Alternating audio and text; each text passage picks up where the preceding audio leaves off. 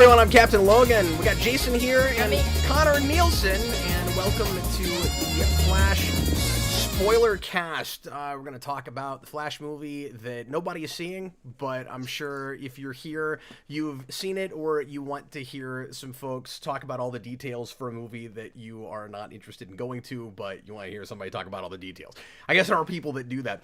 We went back to the old formula with this of doing a how we felt about and then a spoiler cast, because I figured before we saw the movie that there would be enough details in this that it would probably be worth milking it for a second video, and it being Michael Keaton, Batman. Of course, I'm notorious for my obsession with 89, so I figured there'd be enough to say about that stuff.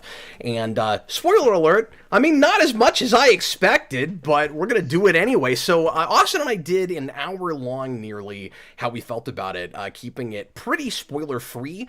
But we were pretty thorough even without revealing any major stuff. And so I've really said my bit on this movie, and if you have not watched that video, I'm going to try not to repeat myself too much, so there will be lots of things that I will not talk about that I did there, but Connor and Jason have not talked about the movie at all yet, so I'm going to let these guys do the standard best thing, worst thing, walking out of the theater sign flip thing at the beginning, and we're going to forego the synopsis because we already did that in the other video, and if you've seen the movie, you know what this is about. So I'm just going to let you guys jump right into it. I'm going to kind of mod the stream tonight and jump in when I've got stuff to say, but I'm going to let you guys really take the reins here after my, as always, lengthy preamble. And we already have a super chat, so... Oh, pardon me. Sorry about that. We've already got a super chat. It was on cue. Won't we? We got a super chat. Yeah, wait. I mean, that's usually what the gong's for, but like that's cool. That's cool too. Anyway, almost a similar pitch. Anyway, so let's go ahead actually and read that super chat real quick, just so that we don't get half an hour into the video before we do that, because we're bad about that. But I'll be my own moderator tonight, so maybe we'll get a little bit better at it and then I'll let you guys decide amongst yourselves who's going to do the sign flip first. Thanks for watching live if you're here right now, and we appreciate you watching after the fact as well. If you're watching live and you want us to talk about any particular aspect of the movie, leave a super chat in any dollar amount and we'll do that, or you can leave regular comments. I'll be monitoring that as well, and we'll try to tackle some of those as we go along. We're really going to let you guys help steer the ship tonight, so if something doesn't get talked about that somebody really wants us to discuss, it's on you guys. That doesn't mean you have to throw us a bunch of money, but leave comments and we'll try to hit as many of those things as we can. Dubby $4.99 super chat says, do you guys think the original title, The Flash Live by Night, would have been more appropriate considering Ben Affleck's presence? I think so. Is this a joke? Yeah. The way Connor's laughing, I'm assuming this is a joke, because the first thing that came to my mind was, well, it's nearly all daylight, which is unfortunate for the both Batmans, really. Like, I never wanted to see Michael Keaton Batman in broad daylight like this, much less smiling as often as he does. He smiles like Val Kilmer. On the poster, he's smiling just like him. He's like. It kind of comes off like, he's like smiling all the way to the bank, really. Yeah, it really does. Live by Night was the 2016 film directed by Ben Affleck. Okay. I was racking my brain where I was like, is that a vampire film? Is that what is Live by Night? It's a gangster movie. Okay. About like prohibitionary gangsters in like Florida or somewhere in the South. And it stars Ben Affleck. It was like the movie that like he was trying to make in between BVS and Justice League, and then it got like completely like compromised, and he couldn't actually do it the way he wanted to do because of his commitments to playing Batman. And then Warner Brothers didn't even like promote it, so it bombed, and so like he was really sore about that. I heard about that, but I didn't know what it like. I didn't realize it was that movie. Okay. No, it's okay. Like if you want to check it out, it's probably his least good directed movie, but it's fine. Even over, what was the Air? Air. I never saw Air. Okay. So everybody seemed to love that. Jason and I hated Air. Don't watch Air. Air is a waste of an extra hour when it could have just been like a 45-minute special. It should have been an episode of a TV show. Okay. Well, I'm probably going to watch it on my TV, so get that. That's the way to watch it. Absolutely. And I would say also with a fast forward button, but that's just me. Mutale 14 Czar, did you like the Muschietti cameo at the end of the film? I didn't know he was in it. I heard that he was... That's the director, for folks that don't know. Yeah. I don't know what he looks like. There's a part where there's like a scientist in like the Russian silo that like stops, and I'm like, is that supposed to be a guy that I know? Was that Tim Burton? I don't know. And so I figured that's what the director cameo was, but if it's at the end of the movie, then I have no idea. Yeah, I didn't know. I've never seen an interview with him or anything. Mutali put in another super chat and says thoughts on the Kryptonian action compared to Man of Steel. I can answer that. Man of Steel, I think I really like the action in that movie, and the Kryptonian action is way worse than Flash, because the Kryptonian action in Flash looks like a PS4 game. It just does. It does not look like Supergirl is there at all, and it's just I feel like I had a controller in my hand just playing a game. Yeah. Do you agree with that, Connor? Did you have that? That kind of plays into something broader that I want to talk about. Sure. But, well, then you don't have to. I could just briefly say, like, the way it's like they're trying to emulate like the kind of choreography and movements that the Kryptonians had in Man of Steel here. So a lot of what that comes down to is the way it's shot, and like Jason, like there is a sort of pulled back, sort of like the way they stand in the frame. It looks like a fighting game, or like kind of like dolls on like puppets on like a stage or something. It's a little strange, but also in Man of Steel, it's so handheld and quick cut at times that I don't really know what I'm looking at. Yeah, I have that too.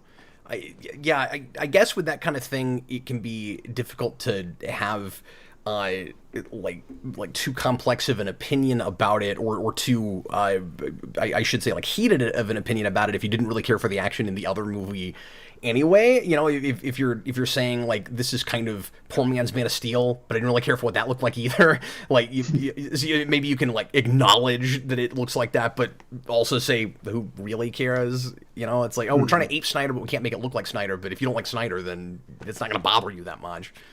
Right. But I didn't think that the action and there's some bits in this that are fun and look okay, but I like the action Man of Steel was not what I wanted from that movie, but I didn't think it was like embarrassing. And there are bits of this, more than bits of this, that are absolutely just embarrassing, which was kind of my buzzword in the last review I did. Yeah. The humor more so, but absolutely some with the visuals. Let's go ahead and do sign flips for you guys. And who wants to start? Me, I guess. Do you want to do it? Sure. Okay, so best thing, worst thing. Best thing, worst thing. Yeah. And by the way, Jason and I both seen it twice now. Yes.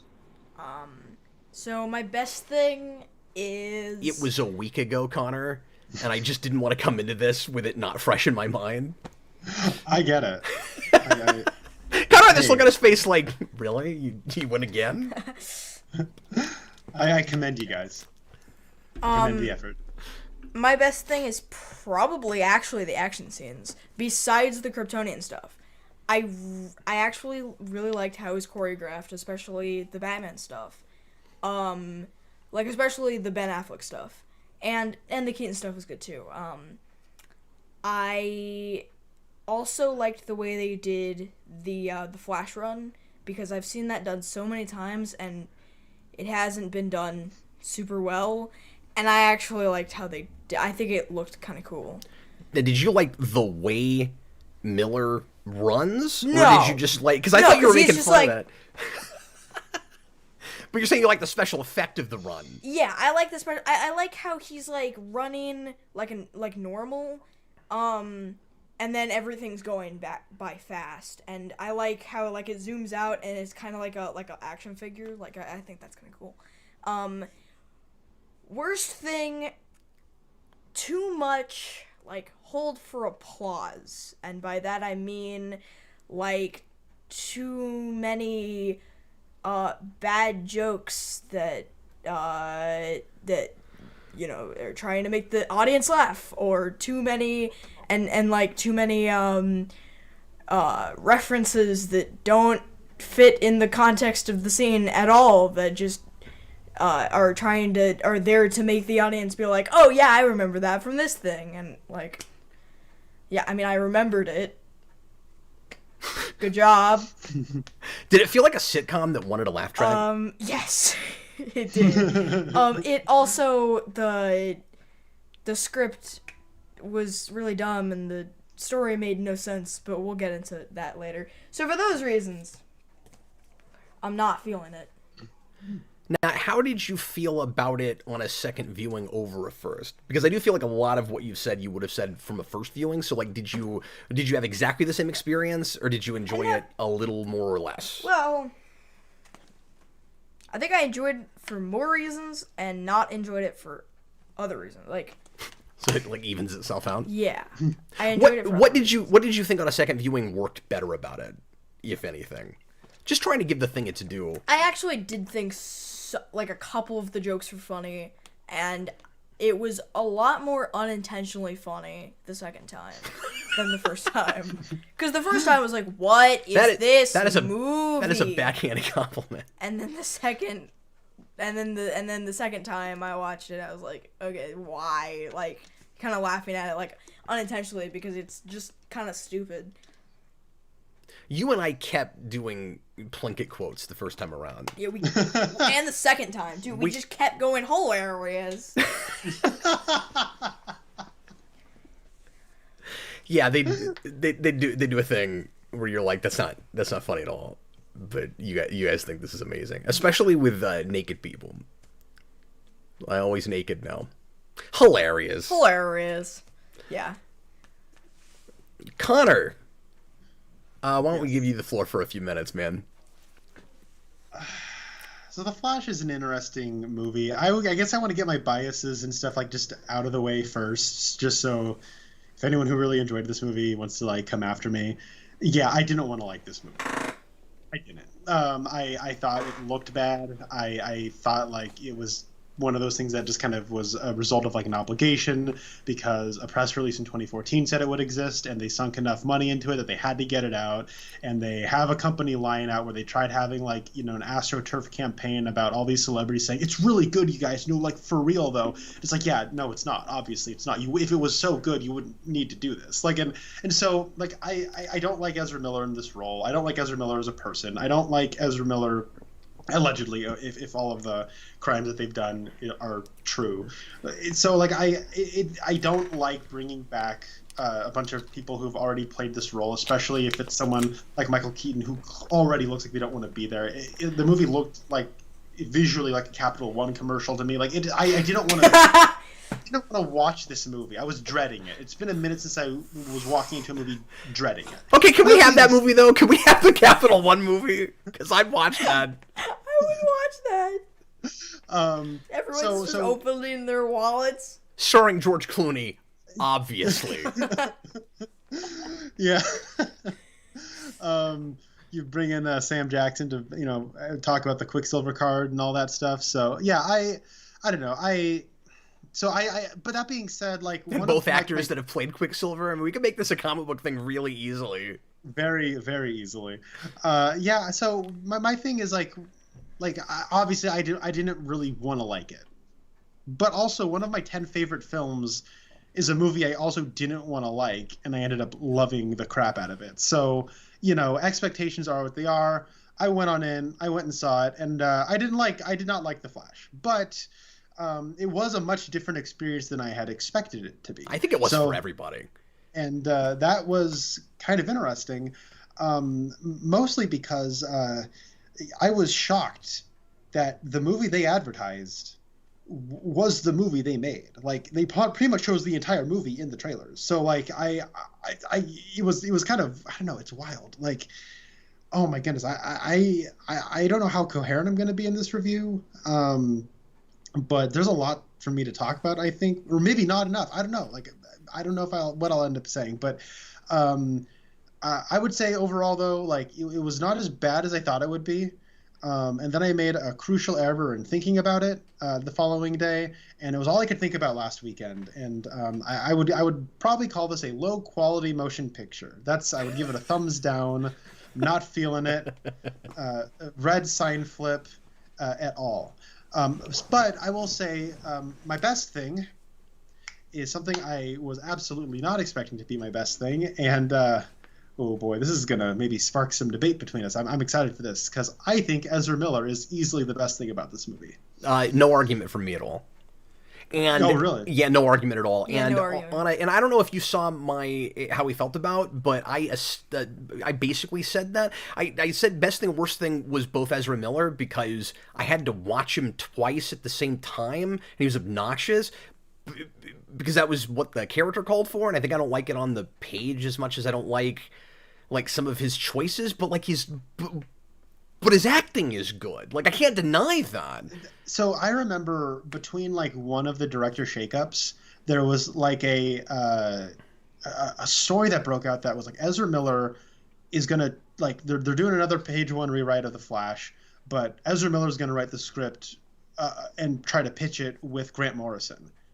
I was like, I what? forgot about that whole thing. I'm like, wait, huh? Like I'm fascinated because the impression I've gotten from Ezra Miller, I don't really watch press, but I've seen a couple of press stuff around like Justice League, is that they don't care about like this role. They're just there to kind of like crack jokes. The performance always felt like sarcastic to me. Like I've never gotten the impression that this is even Barry Allen, but even that like Ezra Miller has a take, and I'm like, but Ezra Miller's like always the one who shows up in like cameos for like Crisis on Infinite Earths or like the Peacemaker show or like whatever, and it's like, that's true. Why like why do they keep showing up? And so it turns out I guess Ezra Miller had a take. This isn't anything like what I want Barry Allen to be like in like a movie, especially if it's the first time the Flash has ever really been in a big movie before. But I was kind of surprised by a lot of the impressive skill and nuance in their performance, and I was it's not the take I personally would have wanted or liked, but they had a take, and I honestly kind of walked away having a lot more Ezra Miller. I thought of Ezra Miller as an actor with a lot more artistic credibility than I thought they had.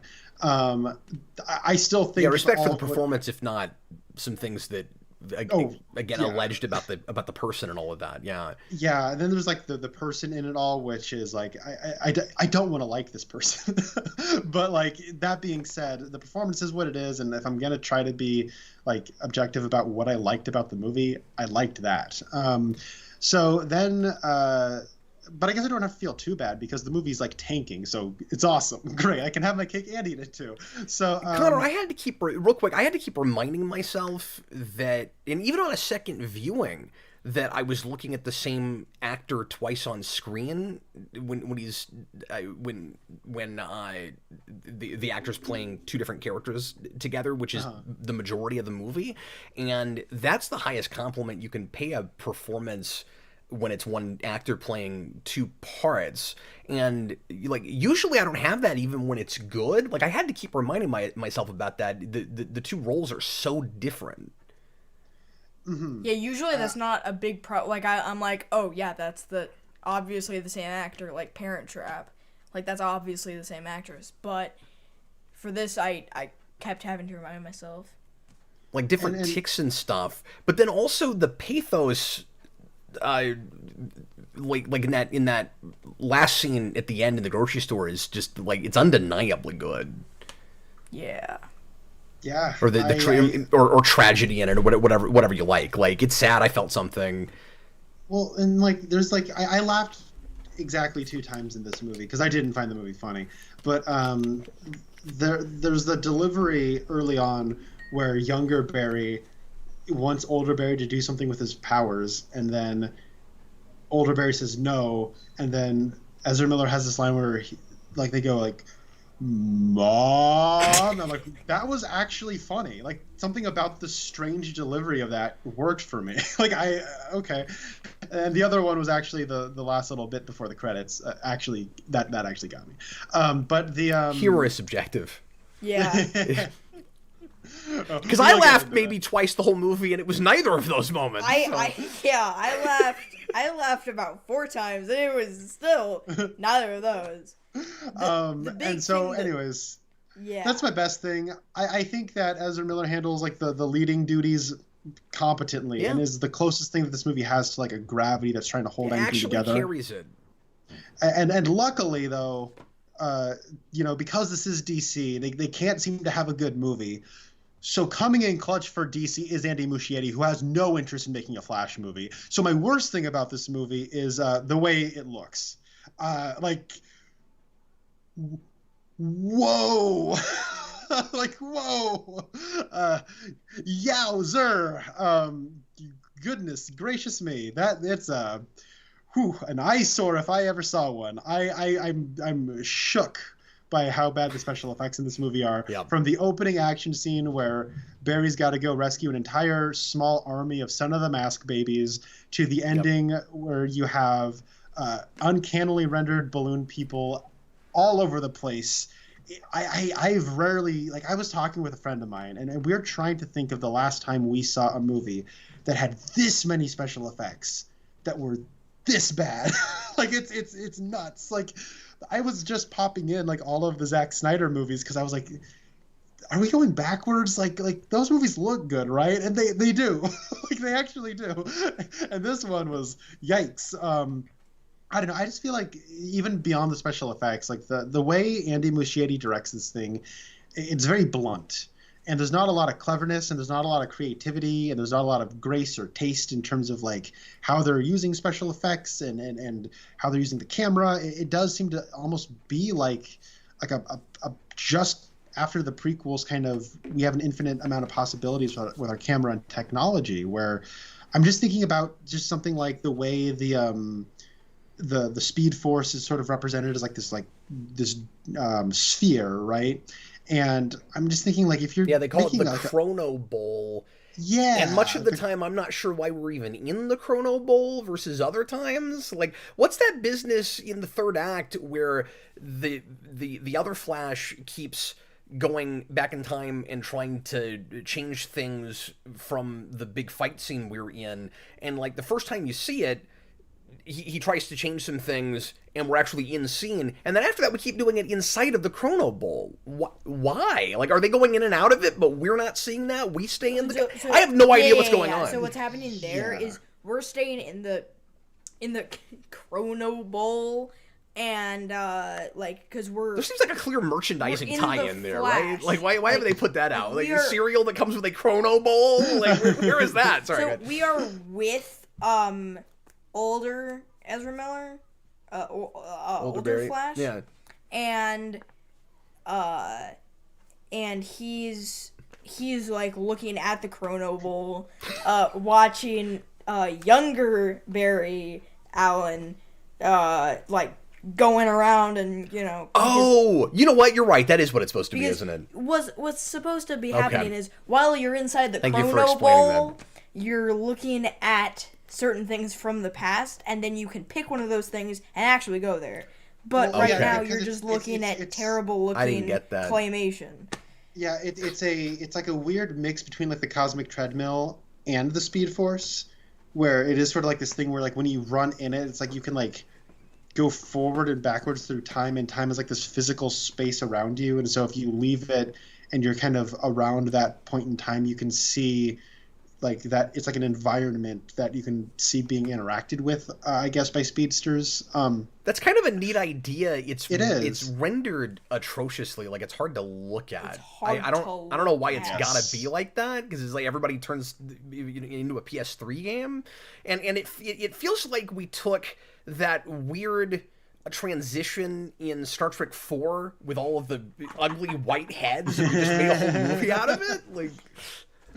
I will say Bob Garland says it was originally the Fandome. That's a good one.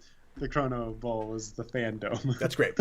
But yeah, I'm thinking about the way they realize it is if you're making a movie and you got cinematic tools and you want to do a really cool way of realizing this thing that you've come up with this concept called like the Chrono Bowl, right?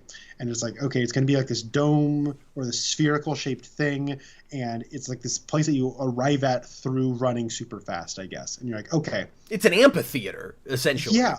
Why don't you like do something really cool with like the lens of the camera? Like, what if it like starts out like a flatter image, and then like it gets wider, and then it starts like fisheyeing, and then like all of a sudden you're in like this like cool digital space that has sort of been arrived at through like the technology, the lens that you're looking at flash through. Like that's like very, I don't know, organic. I think that I think of like something like that. But the way like Andy Muschietti does it, it's just like, okay, cameras flying around and like special effects are going, and then like a ball around.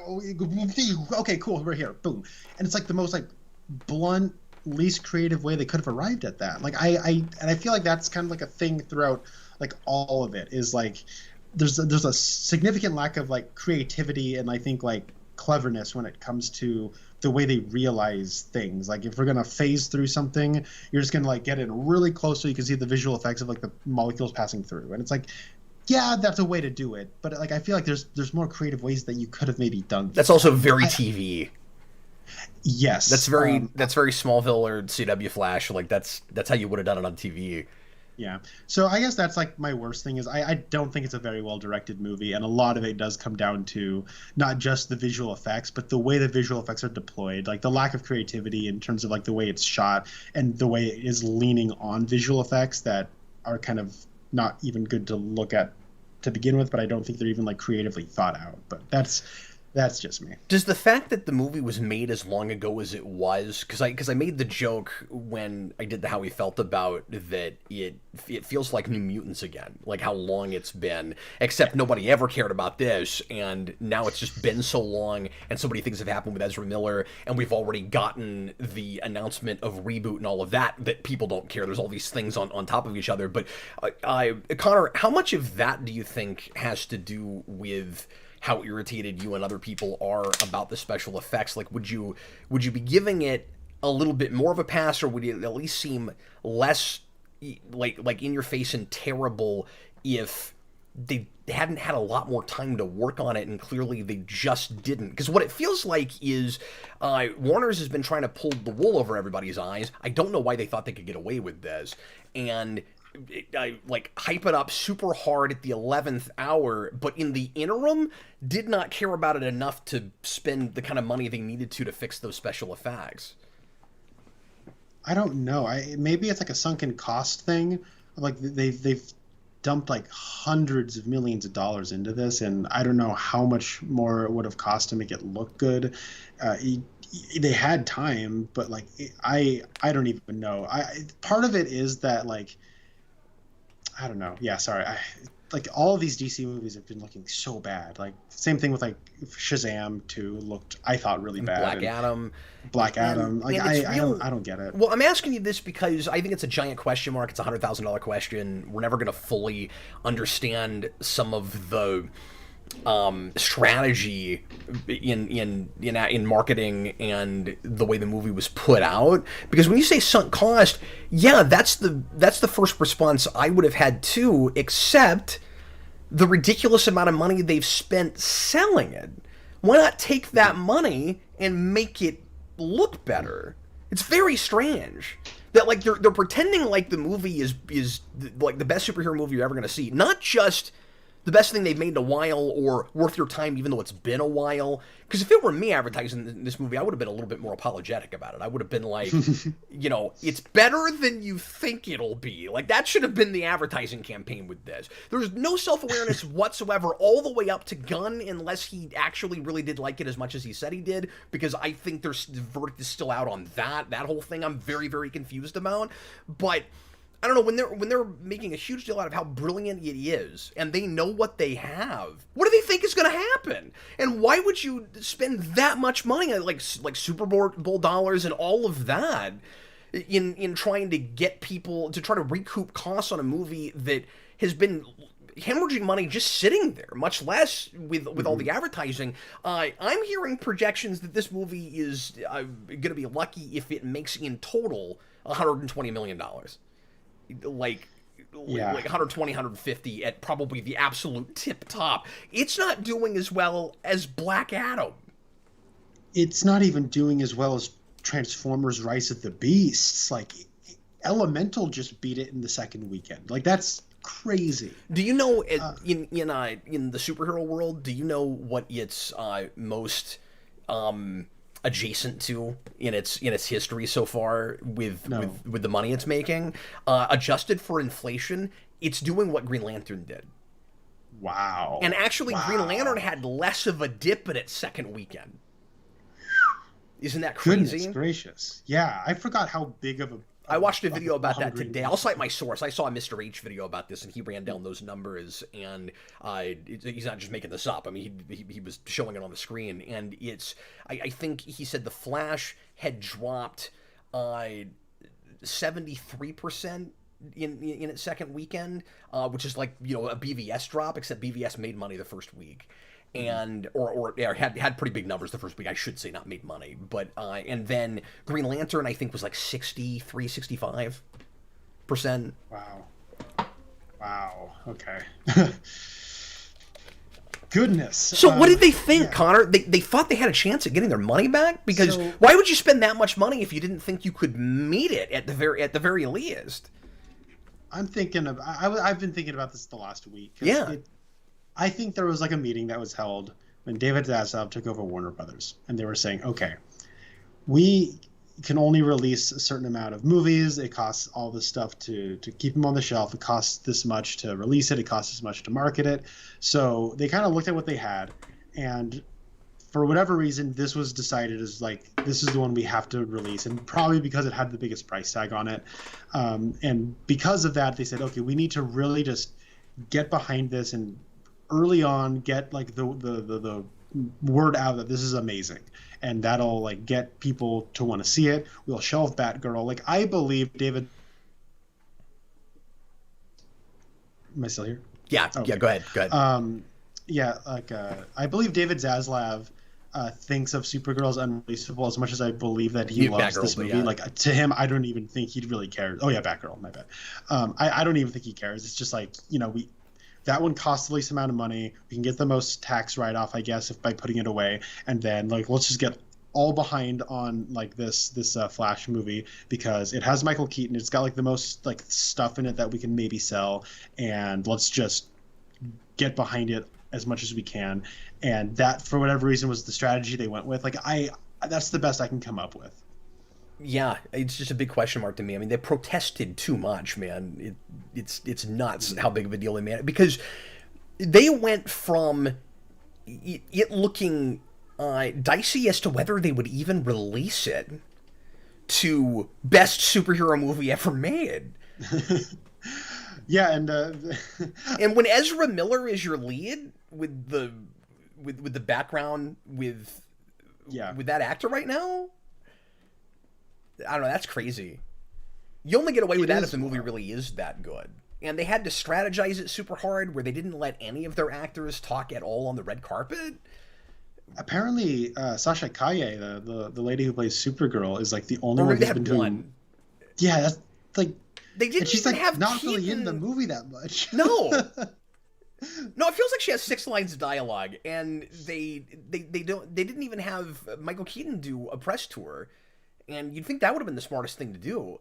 Like, stop getting people to come out and say how great the movie is and just let Michael Keaton make the rounds, because you're selling it on him anyway. Yeah, it's such an out-of-date like way, I think, of like trying to promote something where it's like, let's get like Tom Cruise and like Stephen King and James Gunn, who's like, let's just get all of them to like really sell it. And it's like, I think most people at this point like understand that, like, even if all of them actually did love it, I don't think most people care what like famous people think of like media. Yeah, you know what I mean? But they care what Gunn thinks, because he's the head of the studio now. Like, that was the last person you should have had say that. Mm-hmm. Because if everybody hates it, now they're worried about you moving forward. Now they're like, well, if he likes that movie, what kind of thing is he going to make? Is he going to make? And I don't mean to repeat myself too much. We did talk about this on the How We Felt About the other day. But a point I meant to make about that that I failed to bring up is it is true that people that like really good writers, and I think Gunn is a great storyteller, that like really good writers and storytellers, directors, what have you, will sometimes love things that you don't think are any good and that are like strangely made and seem to have, you know, terrible characterization and in plotting and storytelling. And like, just because a person is great at story doesn't mean that they might not like a thing that isn't very good. And that might have happened with Gunn, or he might have just been you know, playing along with the big company strategy. But however you slice it, if it tanks and if most people don't like it, how smart is that? Like, in any direction, whether you really liked it or not, I would have been super careful about that. Because now people are going, well, maybe he's going to make movies like that or let movies like that get made if he liked it, and then he hired the guy that made this to direct the Batman movie. It's crazy. See, that's the thing that worries me. Like, if Gunn likes it, you know, cool. I don't know how much I believe that he likes, like, thinking it's one of the best movies ever. Like, I mean, but like when, like, he always seems to speak his mind. It's so weird if this is the thing he decided to lie about. But, you know, like, I love Quentin Tarantino, and he thinks that Skyfall is lame, and he loves Spectre. So, like, you know, some people look at that wacky take. That's what I'm saying. It's possible, yeah. I mean, look, I like to think of myself. Somebody said Tarantino liked Kick-Ass 2. That's crazy. He did. Yeah, it was on his top 10 of 2013. Of that year, yeah. And that one doesn't have his friend Christoph Waltz in it, so I don't know what his deal is with that. So, when it comes to, like, I don't know, I like to think of myself as having somewhat interesting taste. I mean, I think Showgirls is awesome, and I'm sure everyone, well, no one's seen that, but anyone who's seen it who doesn't like it probably thinks I'm crazy for that. But, like, I don't know, people have different tastes, but, like, the strategy that they've gone with is, I wouldn't have been surprised if when GQ's asking James Gunn what his 5 favorite superhero movies are, I was expecting him to say The Flash. Like, that's how all in on the strategy they've been. It's like, you can co-run the studio, you just got to get really behind The Flash, James. And I would agree to those same terms. Like, come on, you just got to take a bullet for like a couple of months to really like a subpar movie. Well, I keep saying that it's a question mark before it's obvious that he doesn't like it and he's just towing the company line. But now that you say that, I will concede that a really good piece of evidence that maybe he doesn't care for it, or at least as much as he's saying he does, is that if it would be... I could totally see the situation where they get him to get behind the movie, but they didn't tell him to pretend like he liked anything else, so that's why it's so inconsistent.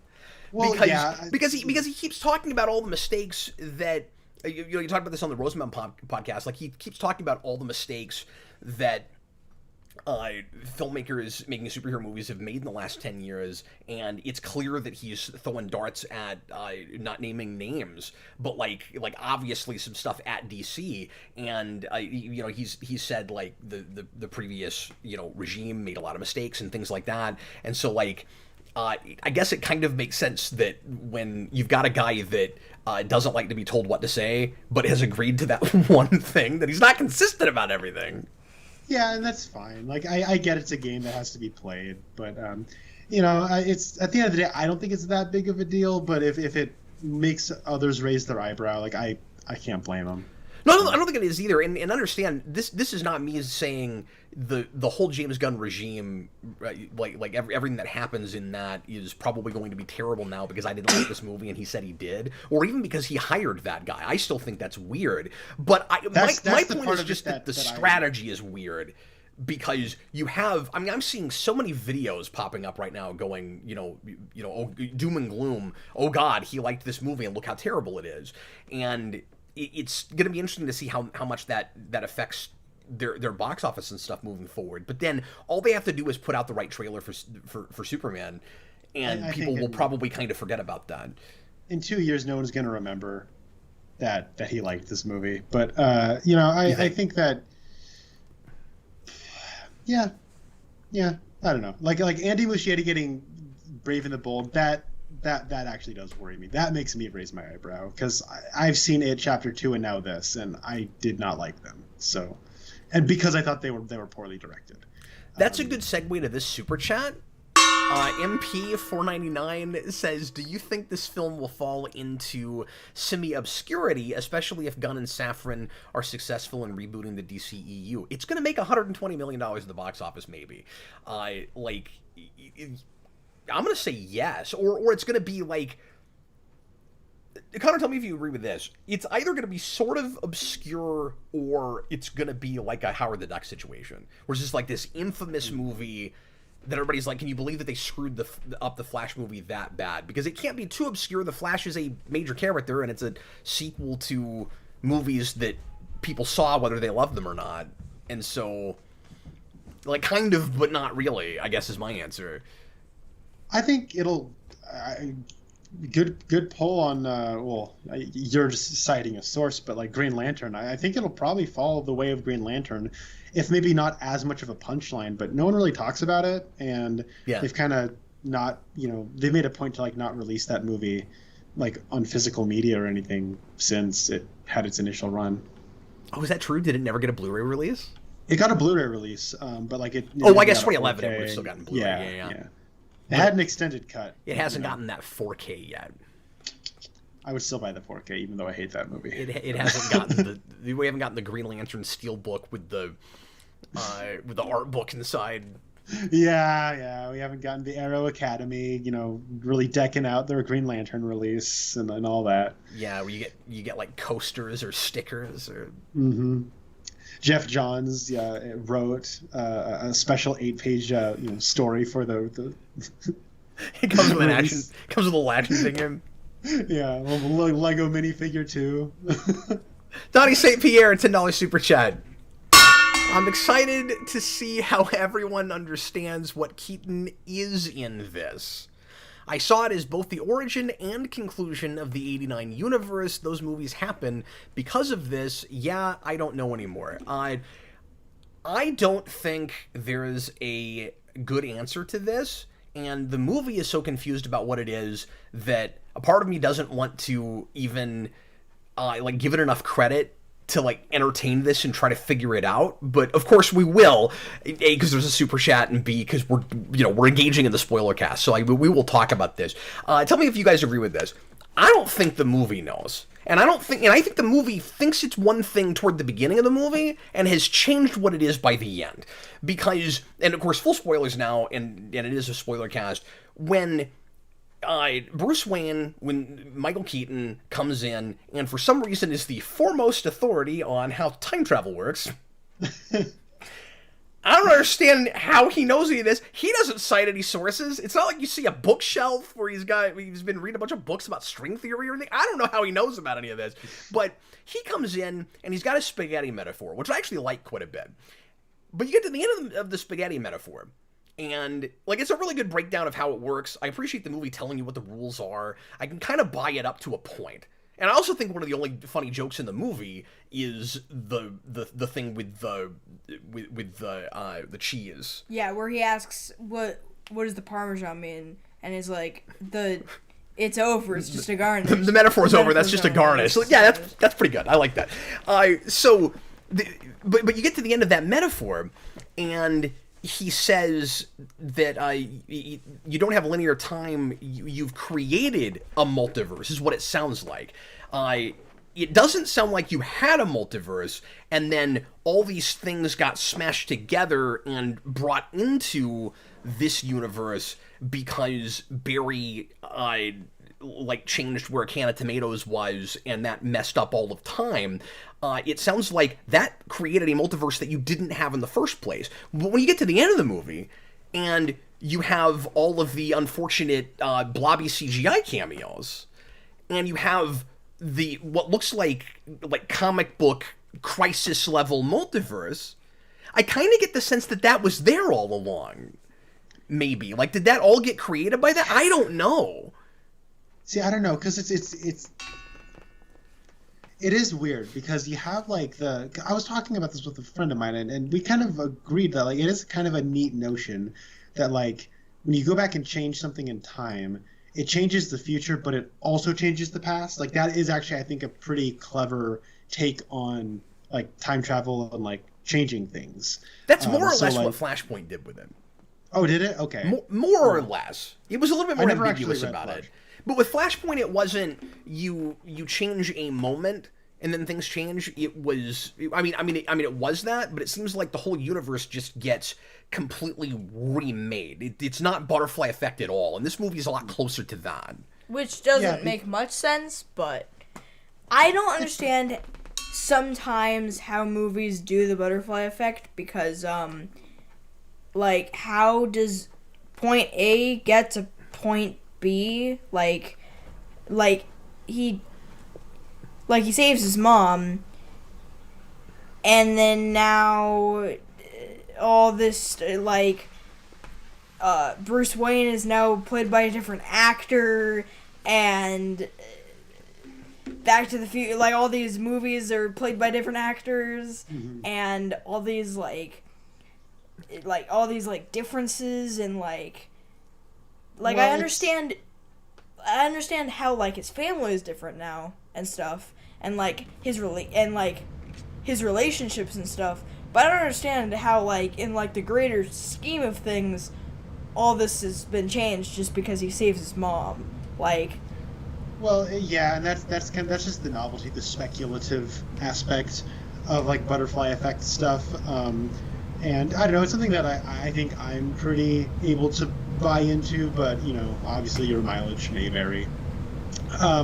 When it comes to this, though, I think where the confusion on my end comes from is that you see other universes where you have the unfortunately rendered balloon people, and it's one of those things where it's well, okay, now Michael Keaton is Batman here, so how many universes are there with a blow-up doll Christopher Reeve? How many universes are there? Is there a few universes where Batman looks like Michael Keaton? Is there a few universes? You know what I mean? I'm not 100% sure. Well, and this is why you can't tell at all whether this is supposed to be the actual '89 Batman, or if it's just once removed, where he got transformed by the weirdness with the time travel change, with the Chrono Bowl or whatever, into Michael Keaton that's a Batman that's a lot like this other universe,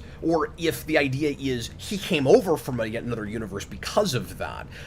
There's no knowing any of that, and all I needed was, because the explanation he gives, again with a spaghetti metaphor, seems to be, and what I thought it was on first viewing until we got to the end, was multiverse means something different in this movie. And this is actually kind of an interesting idea when it's what I thought it was, but then it turned out it wasn't, or they changed it, which is, by multiverse, he means an Earth or a universe that takes from different universes to create a new one. So not a multiverse in the sense that there are lots of different universes, but there are lots of different universes, and they come together to create one multiverse. Meaning from other things that you patchworked together to make this one. That's what it looked like it was for a minute. And that would have been really cool, but you have to bring in a bunch of other things to make it work. And, right. And even with what they did, I don't understand why Batman is the only thing that changes the way he changes, to be a completely different person from what seems to be a different universe. Why is everything else DCEU but just slightly tweaked? Supergirl shouldn't be a DCEU Supergirl. She should be something else. And there's no reason that it has to be... it wouldn't even have to be not Spider-Verse, No Way Home again. It wouldn't all have to be from movies that we've had already. Just make them totally different versions. Yeah. Right? And that's my biggest, one of my biggest annoyances with No Way Home is that there's not 8 Peters showing up. It's just the ones that you know. And this is so much worse about that. And this is a little bit worse. It's super contrived just to sell it, and that's where it feels like a really cynical, Hollywood piece. Where it's the only reason it's Michael Keaton is to get people to go see a Flash movie because they're not confident that character can support his own movie, that people will actually go look at it. And like everything with DCEU, it's got to be a team thing again. But at least it isn't. At least the whole movie isn't going around putting a team together, although there is a lot of that. Oh, Darren Root says maybe like she could have just been Power Girl. That would be something new. That would be kind of cool. So I think that yeah, that's a good call. When it comes to the although we've never had a Supergirl in this universe, so that might have been like a little bit of a weird thing to explain. You've had a lot of people that would be like, "What the heck is Power Girl?" Right. But you know, yeah, that's true. But then I don't know who this movie is for anyway, because there are so many prerequisites to getting what they're even doing with bits of this movie. Like if you're a kid and you've never seen Batman and Robin, you'll have no idea what that ending is. That's true. That's very true. But the thing though that I will give this movie credit for is that the kind of multiversal stuff here, like there are questions I have about it, and this is one of the credits I will give Muschietti is he keeps the thing rolling at a pace to where they give me enough of an explanation to where I have enough to go on, where the plot isn't compromised by the nonsense mechanics up until you get to the climax where I have no idea what is happening. But I kind of appreciated the lack of technobabble. Because usually whenever a multiverse movie or show like Loki or something gets into the explainium of the multiverse, like I am sitting here like going, no, that doesn't make sense with what I've seen, and like it's frustrating. And then every once we get like in Across the Spider-Verse where like the explainium is like half of that movie and somehow they pull it off and it's awesome. But it's because it's actually creative about it. It's because they make the rules clear and it's creative about it, and the pseudoscience is interesting and fun. Yes. And it doesn't take the place of storytelling. It's part of it. Like that's where the actual plot is. And the technobabble you're talking about in a lot of these kinds of things takes over for story. It's there in place of characterization and plot. Like at the end of Loki, which was a show I liked fine until Kang starts talking in the last episode, and then I was done.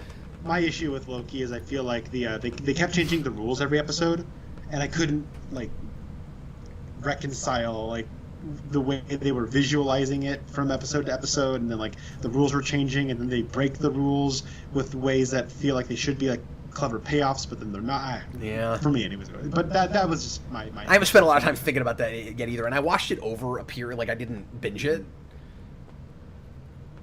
Yeah. Which probably helps. I don't know. Maybe I should maybe give it another shot. A lot of people like it, and I maybe. But I'm saying if I watch it again, I'm afraid I'll agree with you.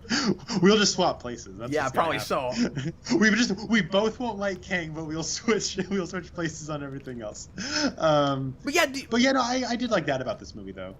It was like it was so much less like it wants to play with the novelty of it. But it doesn't feel the need to shackle itself to like explaining everything about the mechanics of this to you, which I was fine with. So I agree with that, but I also feel like it's got almost the opposite problem of a No Way Home, which is there's not even enough novelty there to justify that this is the kind of time travel you did. Mm-hmm. That's what I don't like about it, is just make everything crazy.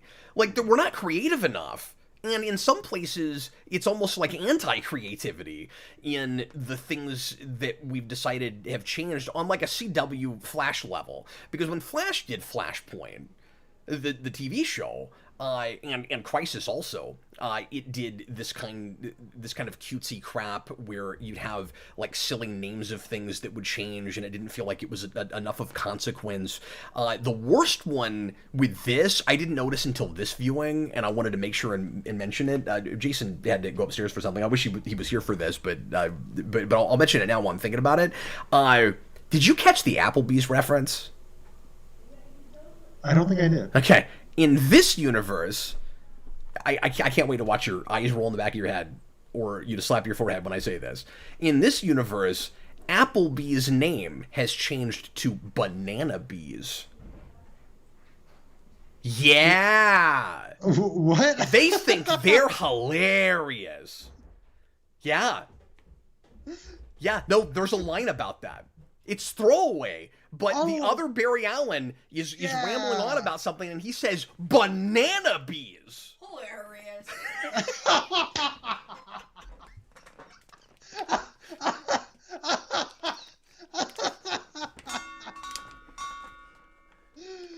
Oh, Can you Jason, believe that? I mean, that's as bad as the Eric Stoltz thing. It's worse than the Eric Stoltz thing. Yeah, they're in like his dorm room at that point, right? Like where they have that line. Okay. No, I think it's actually maybe in the Batcave. I can't remember because there's a lot of places where they do that kind of thing. Yeah. You know, and they've got like the new slang word because everything like this has to have the token slang word. It beeves, which sounds like someone's throwing up. Right. Like, how does that mean something positive? It beefs. I don't know. It's so bad. So going actually back to the TV thing, this movie started off and it was uncanny. It was like I was watching like a fake movie. I was like, what's happening? This is wild, because it starts off and it's like we've never been in Barry Allen's status quo. You know, it's not like Spider-Man Homecoming where we've had like 2 origin movies for Spider-Man where you're getting to kind of get the origin story. And it's slow as molasses, but at least he has a status quo. Yeah, it's like, but what's wild about it is like we at the end of Justice League, he's getting a job as like a forensic scientist, and what's weird is like the beginning of this movie is like, hey, you know, it's the Flash. You know, he works at a police, you know, forensic lab. He's been here for years, and he doesn't show up to work enough, so he's out getting coffee for the boss. And yeah, there's like this weird like rote quality to it where it's like it kind of feels like, you know, it feels like a later season of television, which is ironic because the show literally just ended. So like a week before this comes out, it feels like a season 10 premiere. Like it's like so weird, and like all the characters, like, and another feather in Ezra Miller's cap, because where I was like, oh, they're actually pretty good at acting, because they're surrounded in that police laboratory by a bunch of people who maybe like were extras on Supernatural, and I was like, oh, whoa, and like, but like it just had this weird quality where it's like, this is the first time I have met the Flash's extended supporting cast, and it feels like the most rote, we've been here a million times thing before. Like I've never, like, this is the first Flash movie we've ever had. They know this, right? Like, it was really strange. Yeah, I don't know. That was like my takeaway for like the first 20 minutes. I had a hard time getting over it, actually. Yeah, that's a really good point. It's very strange how many years seem to have passed, almost like it knew it was going to come out late.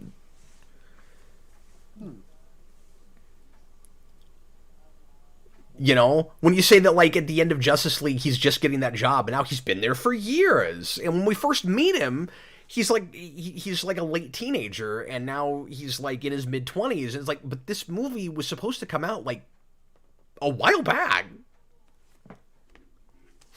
Yeah, I think March of 2018 was that initial release date. Wow. Maybe you're right. Yeah, maybe you're onto something there, because, well, I mean, I just, like, it's trying to compensate for being so many years late. No, that's actually a good call. Well, I'm just saying maybe it's an odd coincidence, because did they reshoot that stuff, or was it always that way? It could be. We could also ask that almost scene to scene with this movie. No, we could, because like Justice League did make its release date like that, and so maybe it is trying to. Yeah, I don't know. But then that's actually a good theory. Well, we know about certain reshoots, and I don't want to contradict myself because they also made a lot of this a long time ago and then shelved it and didn't want to spend too much money to fix anything. So things like that I feel like must have been there a while. They would have. They shot this in 2021, 2020. I don't know if this was in production before the pandemic hit. I remember at one of the fandoms, they were on set shooting it, and so like it was delayed. Principal photography was. Well, that means that they had time to change some of that stuff before they started shooting. I'm sure that first draft was probably different about that, about how old he was. They're probably thinking like, well, I mean, he doesn't look 18 anymore, but then he's playing the other Flash is 18. Right. I will say Ezra Miller's like matured like enough to where I don't think they look like that young anymore, right? Like, and so. Oh, when you go back and look at Lifton. I'm sorry, what? You cut out. Oh, as far as it comes, like, oh, I'm sorry. Like Barry's a lot more buff and like built than he was like the last time we saw him. And he looks different in the face when you go back. Yeah. When you go back and look at that character in Justice League, it looks like 8 years passed. Maybe some of it's also the hair. Like I don't know. Like there was a difference in terms like because even younger Barry doesn't look as young as 2017. Like and I think Ezra Miller's aged fine. Like I didn't think that they looked that different from 2017, but I guess they have. Anyways, that was my thing about the beginning of the movie. It felt very TV to me, and I think it kind of picks up a little bit once they get into like the Flashpoint universe or whatever they're going to call it, where I do feel like there's a little bit of fun to be had with the novelty, not on my part, but on the filmmaker's part. But like, what was wild to me was that like, once you get to the Flashpoint universe, the plot is like really sparse, and there's like not much of a story being told. You have to keep reminding yourself that there's a villain at all, and Zod's not really a mastermind or anything. He's just there so you have some sort of conflict. Like, it would be disingenuous to say that Zod is the villain of this movie. Like, he's not. No. You just need some kind of a world-ending threat. So we go back to Man of Steel. It feels like to sort of try to halfway bookend the DCEU. And I've said that before and had people annoyed with me where they're like, well, it's not a bookend because you don't have Henry Cavill. I'm like, yeah, I mean from the part of the storytelling of the filmmakers where they're thinking it feels like a movie that is trying to do some kind of a reunion thing, almost like an Endgame or something, right? Where it's and also it ends up releasing on the 10th anniversary of that movie, but it was supposed to be a lot earlier than that. But I think that's really funny. Yeah, but I can't believe I graduated high school 10 years ago. Like, whoa. But yeah, that's weird because like I think Zod is like such a strange choice. Now that I've seen the movie, like it felt like that was kind of like maybe a fun novelty to lean into. They really don't lean into it nearly as much as I expected them to. And you have to make it all DCEU or have a bunch of different things. Like I said, like bring in a villain from some other thing. If you're gonna have 89 Batman there, especially if the world that you created does not look at all like the style of 89. You know, like the house looks great, the Batcave looks great, but it looks like it got sucked in from a really stylized Tim Burton universe and thrown into, again, kind of a CW TV show. Like it's not a stylistic world, but the Batman stuff is as much as it's going to be inside of that house anyway. Bring Shaq in there. Bring... Like have what's his face? Have Scarecrow from the Dark Knight trilogy. Like just have something else. Get crazy, especially if you're gonna be as indulgent as they are at the end with the CG cameos, where you're like, how many? Again, who is this for? How many people in the audience even knows about Superman Lives? Like it's a lot more well understood by the general public now, but like it watches like it's throwing an audience that's all in the know this big bone, like you never thought we'd do this, like isn't this great, isn't this amazing that we finally referenced this, and not in any kind of a creative way, in a big budget movie. But like if you're gonna get that relatively obscure, like Jason said, throw freaking Steel in there, put something from Watchmen in there, get crazy. Oh yeah, Watchmen. Bring in Papa Midnight, baby. Yeah, let's do it. No, get crazy. V for Vendetta. Yeah, and anybody that might think, well, Watchmen or V for Vendetta would be blasphemous. You did what you did with Christopher Reeve. Do whatever you want to at this point, you know, and at least have fun with it. You released the movie on the anniversary of George Reeves' death. You got no shame. So. And there's lots of people that are still alive that you could have gotten. Like Jason said, how hilarious would it have been if, like, Shaq walks in and he's from a universe where that Steel got a lot older? Because we're messing with ages anyway. Yeah. Yeah, and then... You could do whatever you wanted to. It could have been wonderfully, ridiculously fun. And I know there's... I'm sorry, go ahead. No, Shaq and Ezra Miller could, like, touch fingers, because that was, like, his thing with Sparky, the girl who with no legs in that Oh my movie. god, I can't believe you remember that! No, don't do that! They could have had this super sappy... Yeah! Connor, so you guys are going to love this. You could have had a super sappy moment where Steel is there, right? Shaq Steel? Yeah. And Barry says the S stands for hope, right? And he pulls up his tattoo on his arm, and he's like, "Oh, that's what that stands for. I thought it just meant Superman." I actually did laugh at Supergirl. Just that line reading, like, do you know what this stands for? Supergirl? Yeah. Oh, hope. Yeah, does it stand for hope? Now, did it occur to you, though, why that joke is there? That's the way she's named in the movie.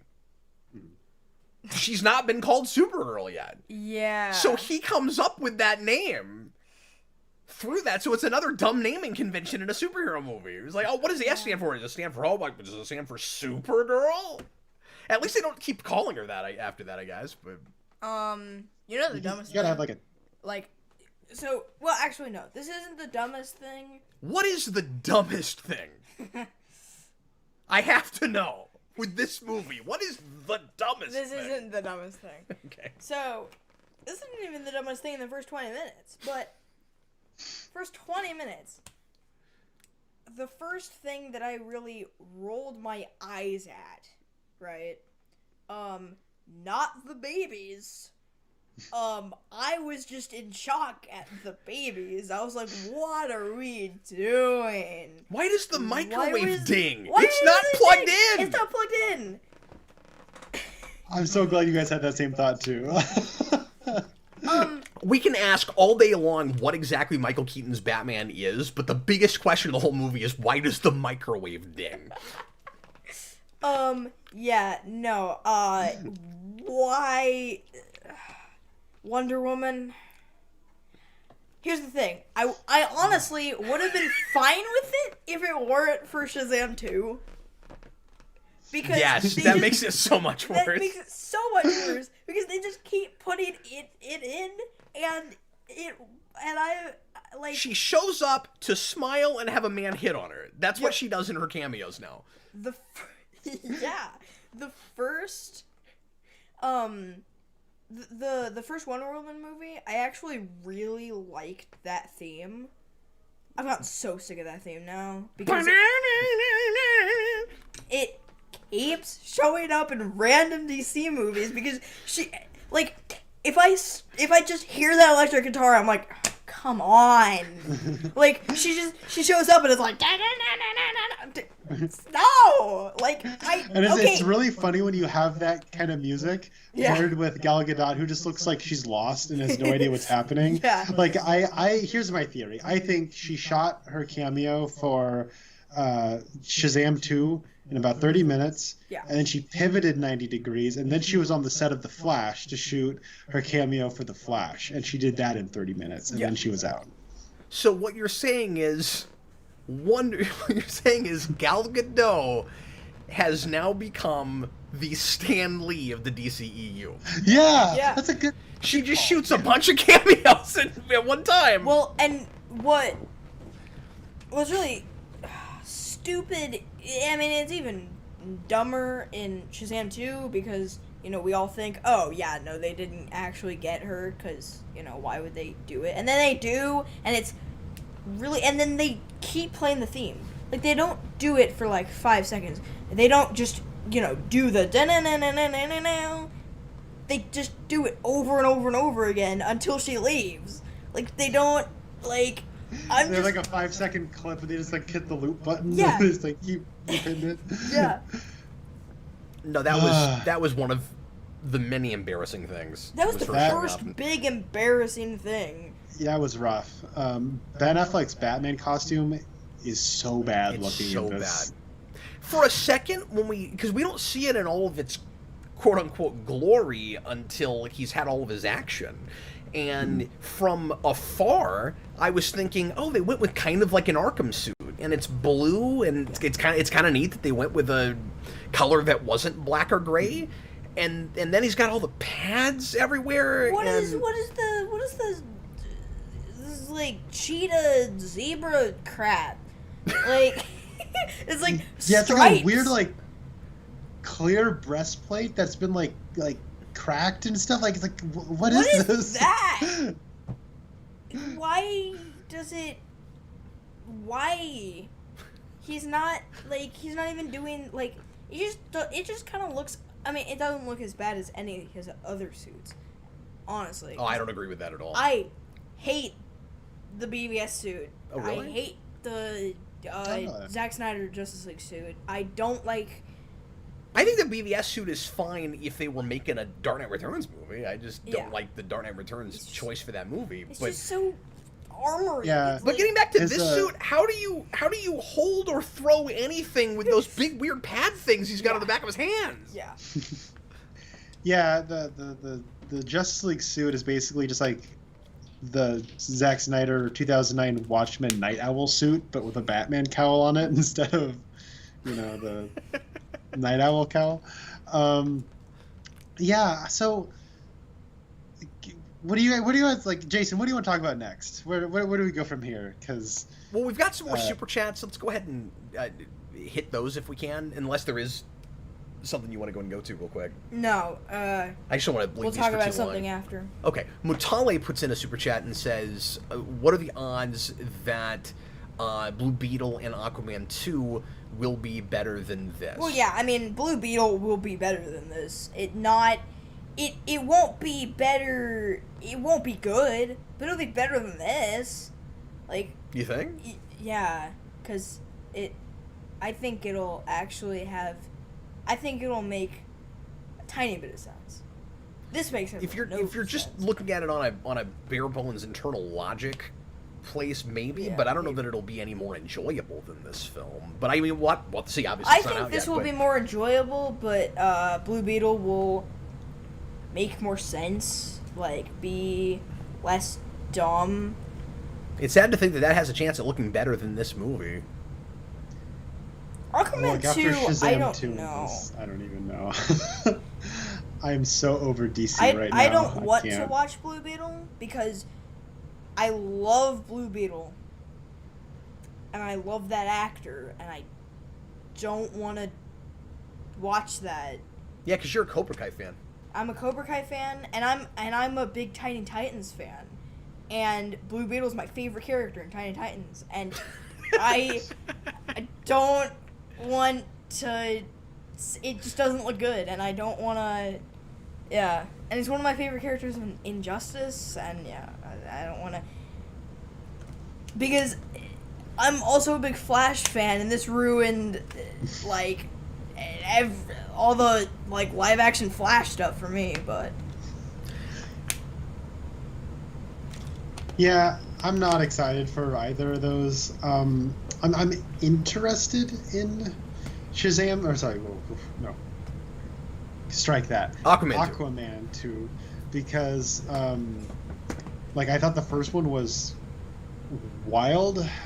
Is it good? I have no idea. Same here. But like, yeah, I was entertained. And when it comes to the sequel, like I've not seen anything about that except for Jason Momoa with a black suit standing in the desert. So I don't really know what to expect from it. Yeah. Blue Beetle, it looks like more Shazam 2 to me. So I guess I'll watch it, but I don't. I got a bad feeling about that. I don't want to go to that. Connor, what are your box office predictions with those? Because I think Blue Beetle will make $9, but I can't tell you what Aquaman 2 does. Those $9 will be you. It'll be the three of us reviewing it. Yeah. Yeah. Yeah, I think Blue Beetle it's an August movie, so it's gonna bomb. It's a DC movie in August, so it's gonna bomb. And then in Aquaman, you know what? Let's just $1 billion. Yeah. Why not? What did the movie do? But do you not $1 billion? But a lot of that was China. Do you not Yes. think that this movie hurts anything until we get to full-on reboot, or do you think people are looking at them piecemeal movie to movie? Because I think there's about 5 different potential factors for why this movie is bombing, and I think all 5 of them have some percentage of why it's bombing, and one of those has to be, at least for folks in the know, we know a reboot is coming, so why are we supposed to care about any of this? And I think they were trying to sell it, let me say this real quick too, to some degree on soft reboot, but then they didn't even really deliver on that. Like, you don't get to the end of this movie and it's, you know, you're not gonna believe what we have cooking up for you when all of this is done. And I thought they would slap something on that would kind of give you that sense, even though they've got, you know, Aquaman 2 and Blue Beetle coming. I was kind of surprised that there was no hint at all of soft reboot, and it was pretty clear that there was supposed to be when they thought they were still making more DCEU. Yeah, so I guess like a lot of that comes down to the ending, which there was like 3 or 4 endings shot, kind of depending on like who was going to show up at the end, and it was all kind of dependent on like the different regimes. So I guess the original ending is like Ben Affleck, or sorry, not Ben Affleck, Michael Keaton Batman and like Supergirl like show up at the end, and like they're going to be like kind of the new Batman, Superman type figures for the Justice League moving forward. Did you know about this? They weren't supposed to stay dead. They were supposed to be resurrected at the end. Oh. So the big surprise ending was supposed to be Flash change, like fixing everything. The one big change is they get brought back to life, but they're still in this universe. Which makes sense because, like, as is, like, there's like no payoff or catharsis for either of those characters. They just sort of get ceremoniously left behind in the third act. Like it's unusual. But at the same time, that was supposed to be whatever they called it. I want to keep saying canon event because of Spider-Man, but it isn't that. Yeah. They have a term for things that you're stuck with that can't be changed, and that seems to be one of them. But then if you have that ending, they come back somehow. But I guess the whole thing is supposed to be the Earth will be destroyed. There's nothing we can do about that. So if he's able to fix that, then I guess maybe it makes sense that they come back also. Yeah, maybe. I have a question. Would you rather have a Batman into the Batverse or a Superman into the Superverse? That's easy. Definitely Batverse for me because that character has a long history of interdimensional bunch of different Batmans to make a big deal out of how versatile that character is. It always makes more sense to do that with Batman than anything else, except for maybe Ninja Turtles, weirdly. I don't know why that works, but it does. Yeah, no, I think, Batverse would be cool because, I mean, what is Superman's Superverse going to look like? It's like Superman and then a bunch of evil Supermans. And that's the Superverse. Which we already do without multiverse all the time with Superman. You have Bizarro, you have the 4 Superman from Death of the Superman. Like we do this all the time with Superman. Yeah, well, I guess Ultraman's Cyborg Superman. Connor, when you, I'm gonna take this opportunity to make this point, because Jason and I wanted to make sure and talk about this. What do we make sure and talk about? Star Trek movie. Okay. Oh. Oh. Okay. So, you mentioned that when you get to the third act, we unceremoniously leave Batman and Supergirl behind. Has it occurred to you, Connor, that Michael Keaton's death is just Kirk and Generations all over again? I've actually never seen Generations. Okay, so the way Kirk dies... That's what happens to Kirk. That sucks. So the way Kirk dies in Generations is the most contrived, lame thing in the history of character deaths. So he is. I'll give you a real quick history of Generations. So, beginning of that movie, we're 80 years in the past, and Kirk goes out in a blaze of glory. We think he's dead. He saves the Enterprise, but he gets sucked into this stupid energy ribbon called the Nexus. Where we all hate the stupid Nexus.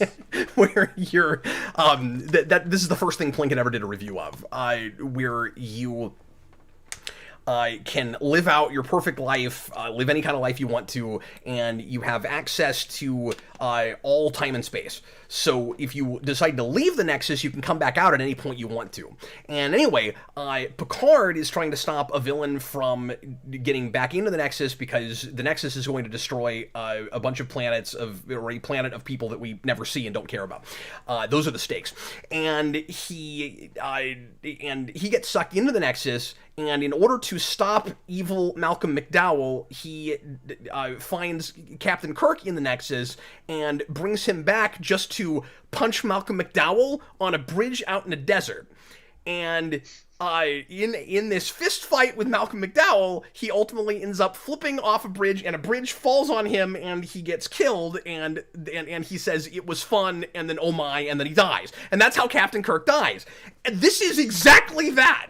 We killed Michael Keaton Batman, and I don't feel anything about it because it doesn't really feel like that character, and it's not at all really in that continuity. Doesn't feel like, and I don't know, like, I'm completely detached emotionally from any of that, but like it felt like filling in for the formula of that movie. It was shocking. First time around, I looked over at Jason and I said Generations, and he just lost it. Just completely fell apart. That's yeah, because I remember it was like one of those things where it's like, like he's dead, like you die because deflector shields or something. He's like, thank you, I'm gonna come back around and shoot at that big guy down there. And then it's like I'm like, are we gonna do the thing where no matter what we do, Michael Keaton dies? Like, yes, but why? Like, yeah. Nothing in the story was like leading to this. Is like this inevitability. Like, I don't know. The only way that it's a little bit better than what happened with Kirk is at least he got to use his cool gadgets and fight something that was more powerful than him. At least he wasn't there just to punch a guy. So I mean, it's a little better, but it was so contrived. I mean, at the end of the day, it feels like we took him there to kill him. Yeah. I think what that big guy should have done is pulled out a pistol with a really long barrel and fired it. That would have been great. You know what else Keaton did? Oh, no. He tried not to die.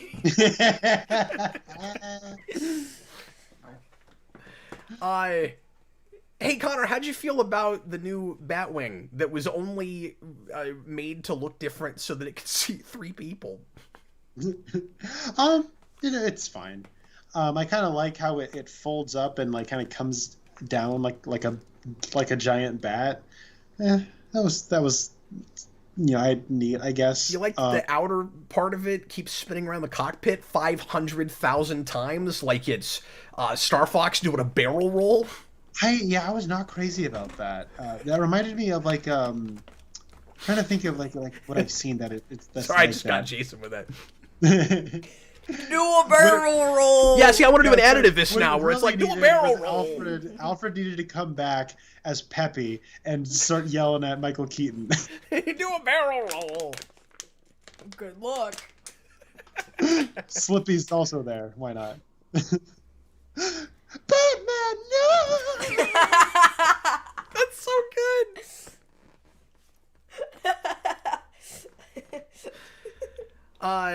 Did you notice that they had to do the 89 homages drive me crazy, especially because it doesn't feel like any of that at all. And don't get me wrong, I don't mind that Michael Keaton is playing it as differently as he is, because like, you know, he'd be a little bit different, and he's gone through whatever he's gone through. Like, I don't mind. Franchise. So wait, Batman, what are you saying? We created a different franchise. franchise.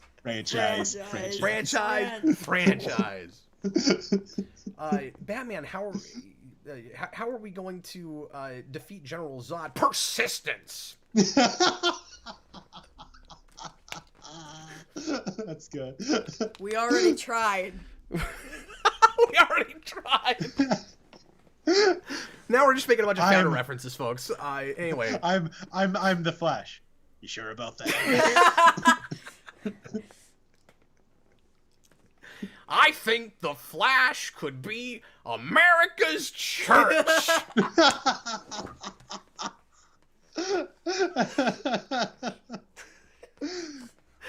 How did you feel about Keaton's performance? I like the part where they asked him when's the last time you took the Batmobile out, and he went, "I went to McDonald's." He got drive-through. He got drive-through, yeah. He looked like he was cashing a paycheck, and I felt good for him. Yeah, I don't know. I was a little surprised how he was introduced. Where like it's like a stuntman in a wig and a beard, and like doing like all the stuff. I'm like, well, this isn't gonna be like Bruce Wayne, like, right? And then it was, and I was kind of surprised by that because it's like I can see that rendered, I guess, going to Flashpoint, like Andy Kubert, like drawing like an elderly or older, like Bruce Wayne, like fighting and like posing like that, I guess. But like that's not at all what I think of when I think of like Michael Keaton Batman.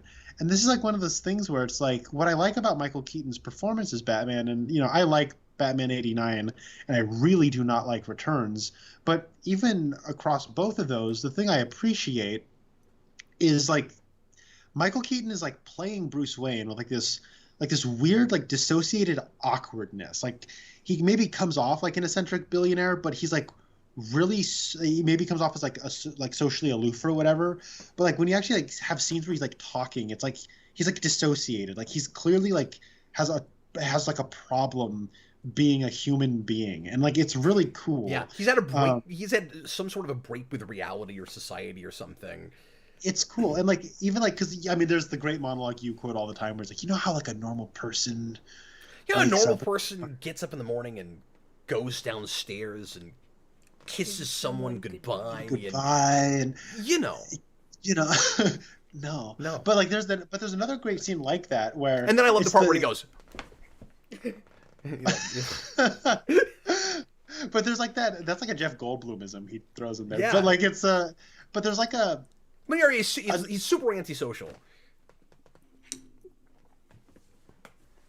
Yeah, but there's like a cool like kind of payoff to that scene too, where it's the scene with the famous, "You want to get nuts? Come on, let's get nuts." What's great about that line is that the monologue he's going on it sounds like this big like movie, like almost like a Quentin Tarantino monologue that starts going nowhere. And then he just like interrupts himself by yelling at him, where it's like, yeah, like, let me tell you about this guy named Jack, he's kind of a bad dude, and it's like you think it's going somewhere, and then it just doesn't, and he just snaps and freaks out, and like it's like a cool.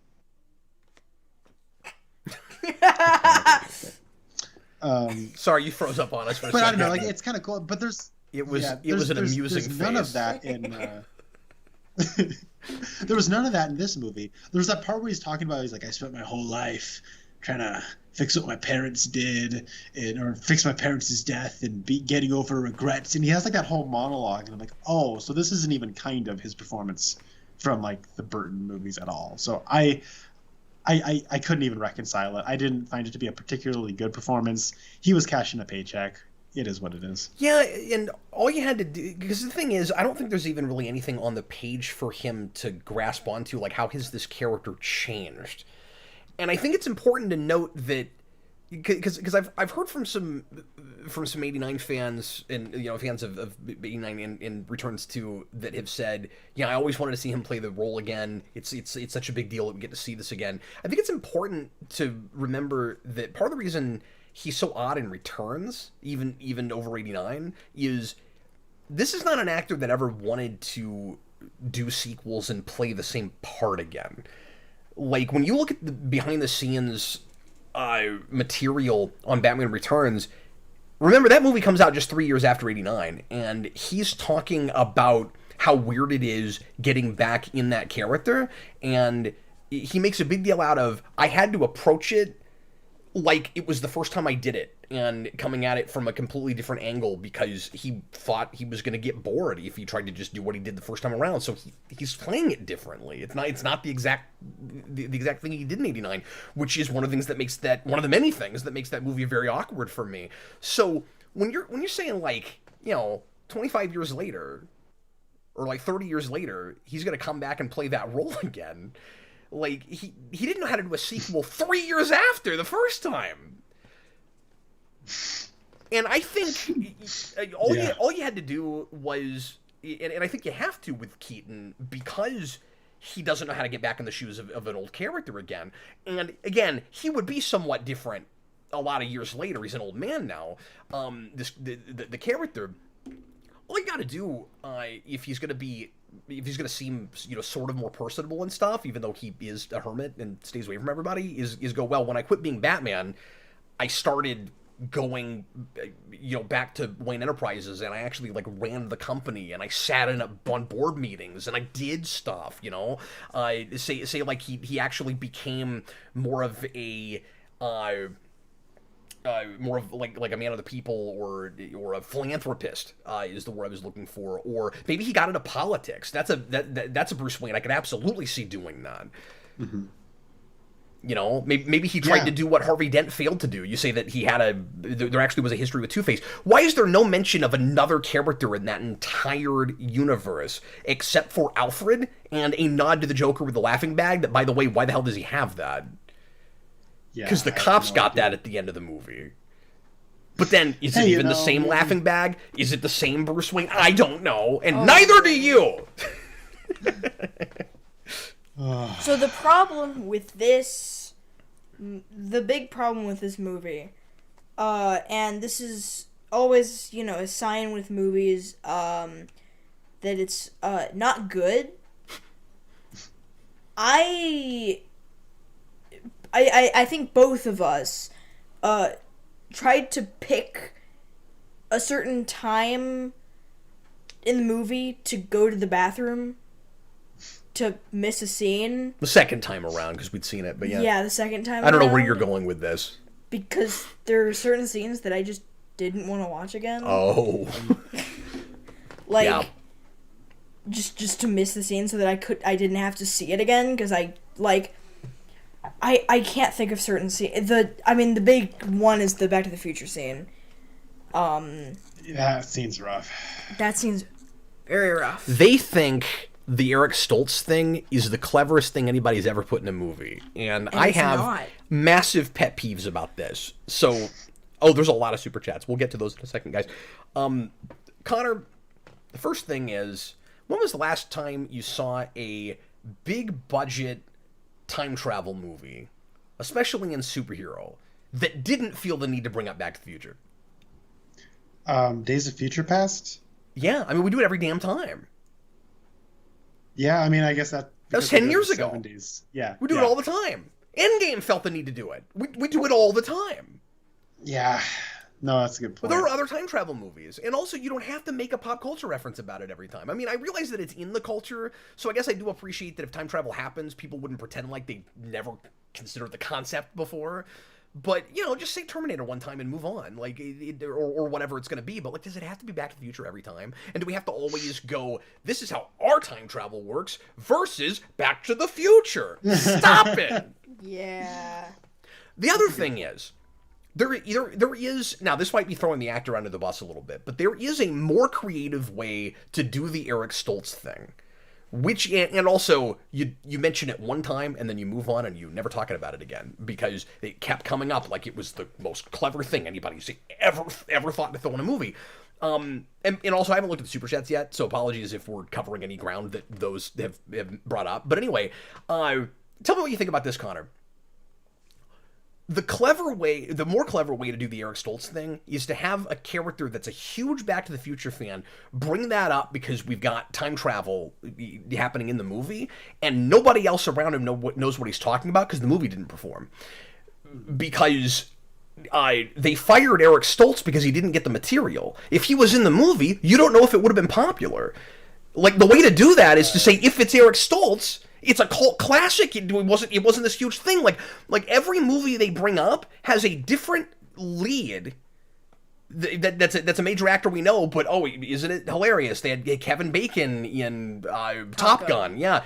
What if some of these movies weren't popular? What if they didn't perform? Like, you got this crazy different timeline, and you didn't actually really change anything. You just went, this actor is actually in this huge high-grossing movie. Ha ha ha ha ha. I don't know if you guys probably noticed it. There's a Mars Attacks poster in We did. Younger Barry's, and so that means Tim Burton's a filmmaker in this universe, right? Did Tim Burton make a Batman movie starring Michael Keaton? Or... Maybe somebody else made that movie and it was the exact same movie, because that's apparently what happened with everything else. No, I'm sure that's just a cute reference for Tim Burton. But if you want to beg the question, I'm with you. Anyways, that crossed my mind. But what if the obsessed Eric Stoltz guy with the tattoo, like nobody understands the tattoo? Right, yeah, no, that'd be fun. Yeah. Well, and the Mars Attacks poster has the same actors on it, because that was the one movie that had the same actors. It wasn't changed. That's really funny. Yeah, and that movie. So I'm gonna take Connor's thing even further. Connor, that movie has Jack Nicholson in it playing two different characters. So did the Joker in this universe still look like Jack Nicholson, because he's an actor and he was in Mars Attacks? Hey, good question. Yeah, maybe. It's actually not a good question, but I thought it was funny. Mutale puts in a super chat and says, what were your theater's reactions to the cameos? So both times we went, we had almost no one in the theater, because nobody's going to see this movie. So we had like 8 people the first time around. Today it was maybe 6 or 8, and I heard people laughing at jokes that weren't funny, and then dead silence when you got to the cameos. And the only thing I heard any auditory response to with that was George Clooney at the end. That was it. Yeah. I think I heard a little bit with... Well, and I mean, it probably wasn't even George Clooney. It was probably just that joke. Like who the heck is this guy? I heard somebody laughing when he walks in, when they do the slow motion walk. I heard somebody like, aha, it's George Clooney. I think there was a little bit of a response the first time with Wonder Woman as well. It's also possible that now that the movie's been out a couple weeks, there are people because you probably can't go to this movie now without hearing about that. Like, you probably get that spoiled for you now. Maybe not, but it's possible that people that are going late now are like waiting for that, and they're like laughing on cue because they know it's coming and they're excited to see it. And maybe there's 5 people in the world that are going now because they heard about George Clooney. I don't know, but... So, there was when I went to go see it opening night, there was not a lot of people in my theater. There was about 5 people sitting in front of me and these 2 guys sitting behind me. And the 2 guys behind me, when the Nick Cage cameo happened, one of them went, "Oh, no way." Like that. Like, they're like, "Oh, I didn't expect to see that." And then at the end, when George Clooney showed up, the 65-year-old woman sitting in front of me just thought it was a hoot. She loved that, and that was sweet. I don't even think she knows that George Clooney played Batman, but she knows who George Clooney is. I've been getting this question from folks. Hey, what does it mean that changed and it's George Clooney at the end? And the answer is nothing. It's a joke. I mean, it doesn't really mean anything. It's just they're making a big deal out of how many different people have played Batman, and so they decided that's the thing that's changed. Like, this is not a universe that we're gonna continue with past the next couple movies they've already made, and the whole point, I think, is supposed to be very little of anything of consequence has happened now in changing the universe. You know, it's not like Flashpoint into New 52 where there's like a great deal of differences. Although, having said that, I mean, there could be if they, were to have continued on in this universe, because it's a good 15 minutes after Barry winds up in their version of the Flashpoint universe where you've noticed hardly anything has changed. Right. Yeah. Because the other thing, though, is Barry does still make at least a little bit of a change, right? Because he makes it so his dad looks up at the camera in order to, get his name cleared. Which right? makes absolutely no sense. I don't know how that changed at all. Well, he put the can on a different shelf so that he had to look up in order to get the can. Oh, did he? Yeah, that's why it changed. I only caught that on the second viewing, but he mentions that somewhere where he says something about the can being on the top shelf. But what I don't get is why didn't destabilize the universe. No, that's what I'm saying. Changed something. He did, and so it's like it feels like it's he didn't actually learn his lesson, and so like it's such a weird thing where it's like, no, well, we've had the emotional climax, so now this doesn't matter because we've already told the story. It's like, well, no, you gotta whatever. But they're then trying to play it like the universe throwing him a bone, but he still had to do a thing to make that happen. And he did something just as small. Like that's the point of the story. It's the same thing. And what's even worse is he should have learned that lesson way earlier. Because he says, I screwed up the universe, like he's trying to fix everything. But then when I do not understand this, when he and the other Barry watch Batman and Supergirl die, the other Barry goes, I can go back in time and fix that. And I'm thinking of Chekhov and you haven't seen this. I'm thinking of Chekhov and Star Trek 09. I can fix that. And he and so he starts to try to run fast, and Barry's like, you're not fast enough yet. And I'm like, no, your line is, we shouldn't do that, it's a bad idea. Remember when Batman told me that I was a stupid person for like if any idiot was crazy enough to mess with time, this is what would happen, because of course Batman has a PhD in time travel. Why is he going along with that? And then they keep trying to change it over and over again, and the first Barry is helping the second Barry try to do that. It's too long before he finally goes, oh yeah, this isn't working out, we shouldn't be doing this. Like from the word go, he should have been against it. Yeah, well, and that's something I do kind of like about the concept, is that the world just is doomed no matter what you do, which is why the ending to me is it's the wrong note to end on, because he makes that's true. a just as small choice which alters the future. And the original ending was, well, he basically just made the exact same version of the world, but it didn't die in 2013. What? What's the point of this movie you're making then? And then so that's why I actually found the ending to be funny, where it is so they those 90s Batman movies, it's not really the same continuity, but they didn't reboot. They just kind of recast, and they had different interpretations of that character, but it was kind of, to use one of Cap's words, ostensibly the same continuity, right? And so that's what I kind of like. It's on the phone it sounds like Michael Keaton, and then he steps out and it's George Clooney. I'm like, that's actually pretty clever. That's it's well, it is Michael Keaton, but it's not. It's a little different. And so it's he made a change to make it so his dad got off, but it's a little different. So it's Michael Keaton, but it's different. It's George Clooney. I'll give you that. I guess it's slightly more clever if they're thinking that than I was giving it, because that is supposed to be the same continuity. You're right. I mean, the Keaton to Clooney, that it's the same character. It's not from a different universe.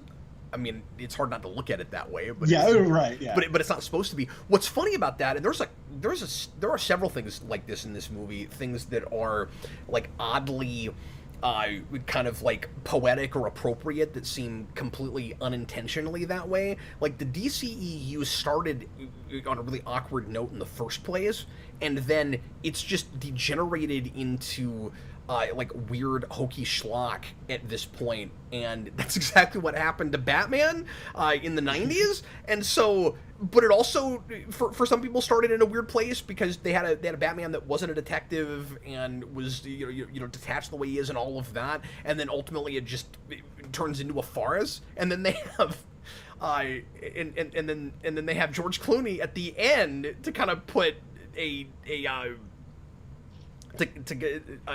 I don't know, just kind of put a pin in. Look, we degenerated into a complete farce. I can't believe that in the movie where we weren't confident enough with the Flash character that we had to throw Batman in, 89 in, to try to get people to go see it, which didn't work. We have a version of the Flash that takes a Batman suit and spray paints it and turns it into a Flash suit. That's the best encapsulation of what this movie is. That's what it is. Yeah. Yeah. No, for the longest time, the joke my brother and I had was, aren't you excited for that new Batman movie, The Flash? Yeah. But I will say it's more of a Flash movie than I thought it would be. So that's something. Well, the disappointing thing is that Batman doesn't really feel like 89, and there's not enough of him to really justify his being there, and it kind of gets in the way of what good Flash stuff is there. And the other thing that gets in the way is a lot of really cringe-inducing, terrible humor, and I'm like, I kind of wish we could have restructured this so that it wasn't a multiverse thing and it was just a time travel film. Yeah. Because there is, and I've heard other people say this too, and I agree with it. There is a good movie embedded in here somewhere. Yeah. Because it's a time travel plot that they just kind of force the multiverse stuff in, and this is a multiverse movie that puts Jay Garrick Flash in the same universe as Mole Men Superman, and like. He was in shock. He was bewildered by that. Jason's been going down a rabbit hole for serials lately. Yeah, awesome. I started. I've only watched the first 20 minutes of one serial. But I thought you were researching a lot and stuff, though. Yeah, I have been a little bit. That's what I meant. Yeah. But he started watching the Republic Captain America. Yeah. With That's so cool. With District Attorney Grant Gardner. As Captain America. So Captain America, that serial has nothing to do with Captain America. There's no Nazis, there's no Bucky, there's no shield. He's got a gun, really? And he's fighting some scientist guy, and he's a district attorney, and he's he's got the same kind of suit, but other than that, it's not, and interesting. Yeah. Also, that Captain America is in the public domain, so you can do whatever you want with that Captain America. You just can't have a shield or Nazis or whatever. But yeah, so Connor, how was there any point at all in doing other screen versions of characters you've seen at the end of this movie? Why is any of that there? Besides the fact that we just forced 89 into this movie. I don't know why that stuff's there. And I don't know why it's mostly classic stuff played by actors that are dead now. And then they kind of made it look like Nick Cage was dead. Yeah. But I mean, that's true. I wish I could muster up the rage to be offended by the CGI cameos at the end. But it's almost like the opposite of the Harold Ramis showing up at the end of Ghostbusters Afterlife. I did find that offensive. Because I found that offensive too, and it's they make so little effort to make these balloon people look even remotely real. It's my brain couldn't even fix it. I'm okay, so you dug up the likeness of Christopher Reeve. Why? It's so random. It felt like the movie stopped, and I was so confused because it was in this Flash movie that has had no Superman in it. All of these cameos are Superman for some reason. Okay, and then it's because you made the whole thing such a tribute to Man of Steel, but you didn't get Cavill back. And we keep talking about Superman. We've got a whole speech about Superman and why he's important, and he's not there. But the only reason why Superman cameos would even be relevant is if there was an interaction with Superman. So it's just kind of weird that he is not here. And then the big mic drop moments is that look at guys, it's Superman. But it's not. They all look like blow up dolls. It's so weird. And then the Chrono Bowls are the middles of universes. Like, how? And then it's like you see them smashing into each other, and they're blasting holes into the Chrono Bowl, and I'm like, are you blasting holes in like the universe? Like, what is going on? And then it's like at a certain point, it's like they're all just standing in the middle of a Chrono Bowl and just kind of doing this and like looking at other movies, I guess. Like, are they in the reality of this climax, are they just standing there watching other movies? Like, what is even happening? What does any of that mean to any of them? And let me tack this point on real quick too, because I meant to mention this earlier. I also think there's a massive disconnect when they're trying to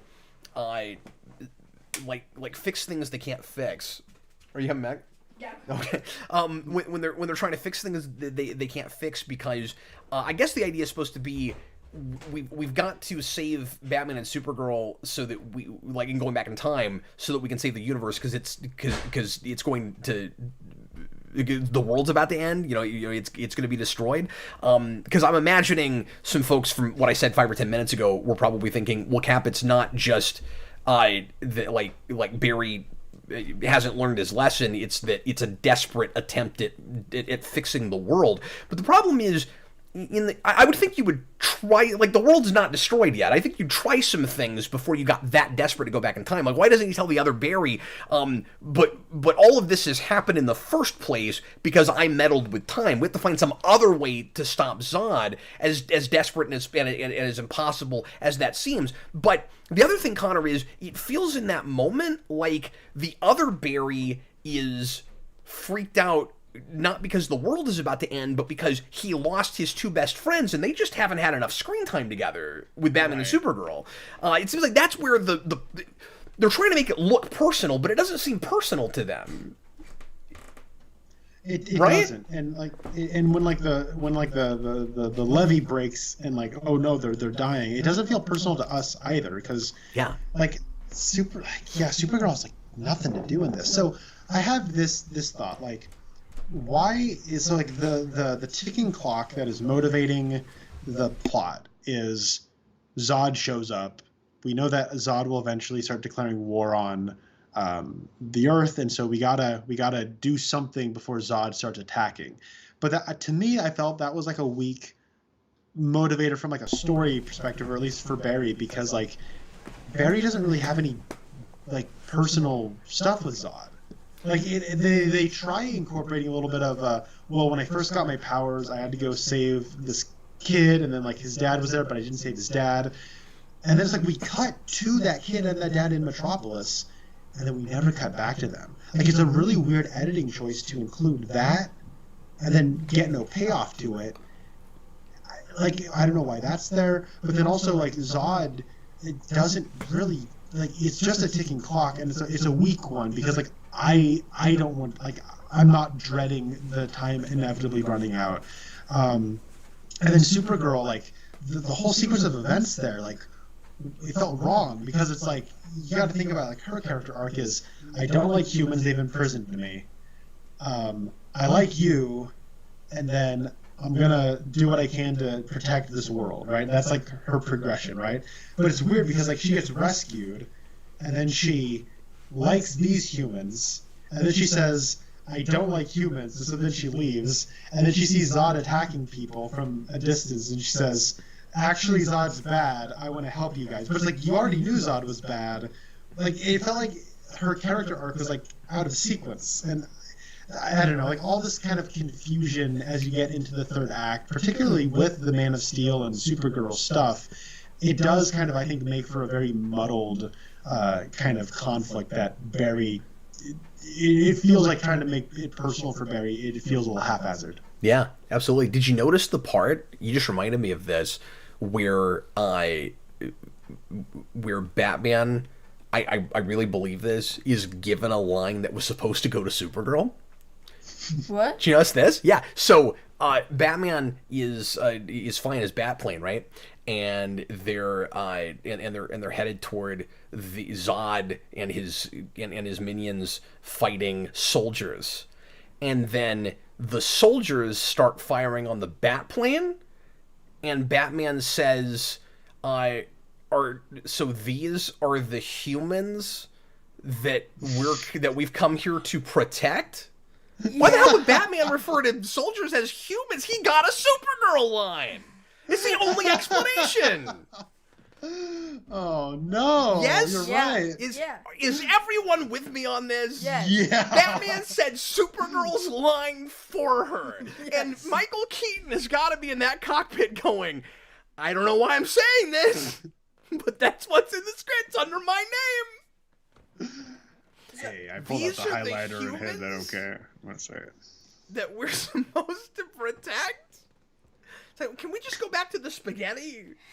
So, back to the stupid cameos real quick. Instead of doing I agree with everything you just said, Connor, and I was going to mention more things about that, but I just want to mention that. Good. just real quick, instead of I just thought of this. Yeah. Instead of doing stupid CGI George Reeves, you know what they should have done? They should have done Ben Affleck. Yeah. That would have been awesome. Yeah. Yeah. Perfect. Yeah. Affleck could have played Batman and Superman in the same movie. That's Yeah. Cool. I want to give you a high five through the camera, Jason. Good job. perfect. No, that was. You know, another great thing they could have done. Get Nick Cage to be in the film. Yeah. Yeah. You know, so they're not looking at this CG blobby version of a guy that is still alive. I wonder how many people, well, nobody saw the movie, but I wonder of people that actually saw the movie, how many people, like, after it, felt the need to Google and be like, wait, is he dead? Because it looks like a posthumous homage. It did. Everybody else is. Well, Yeah, almost. Not Supergirl. Actually, the girl who plays Supergirl is still alive. Why is that there? That's weirder we than finally got Christopher to see Reeve. Helen Slater and Christopher Reeve standing next to each other. My dreams came true, Cap. They stood next to each other. Yeah, as badly as I wanted to see Superman Live Superman finally fight a giant spider. Also, And to Austin's point, because he didn't get to talk spoilers with us with this, but he and I talked about this off camera. To Austin's point, why couldn't it have at least been the design of the spider thing from that movie? If you've seen the Superman Lives documentary, you'll know that there are there's concept art for that, and I can't remember if they did like straight up animatics for it in that documentary or what, but like there's material they could have drawn from that, where they could have at least made it look like it was from that movie. also, isn't he not supposed to be wearing a suit? Like, wasn't that a thing? No. So that was that. Sorry, guys, I'll mention this real quick. So that was a Peters thing. That's what John Peters told Kevin Smith when he wrote a draft, was that he didn't want a suit, but Tim Burton came on the project and there was a suit. I wasn't sure. And the S that he had is real similar to what it actually was on that suit. That's cool. But anyway, let me go ahead and read down these super chats. Connor, unless you were about to go someplace. Connor, can you hear me? Yeah. Okay, cool. Okay, let me go ahead and read these down. Josh Gilisano, $10 super chat. I love that Ben Affleck's Bruce warned Barry not to time travel. Barry did it anyway, and erased the man who warned him not to do it in the first place.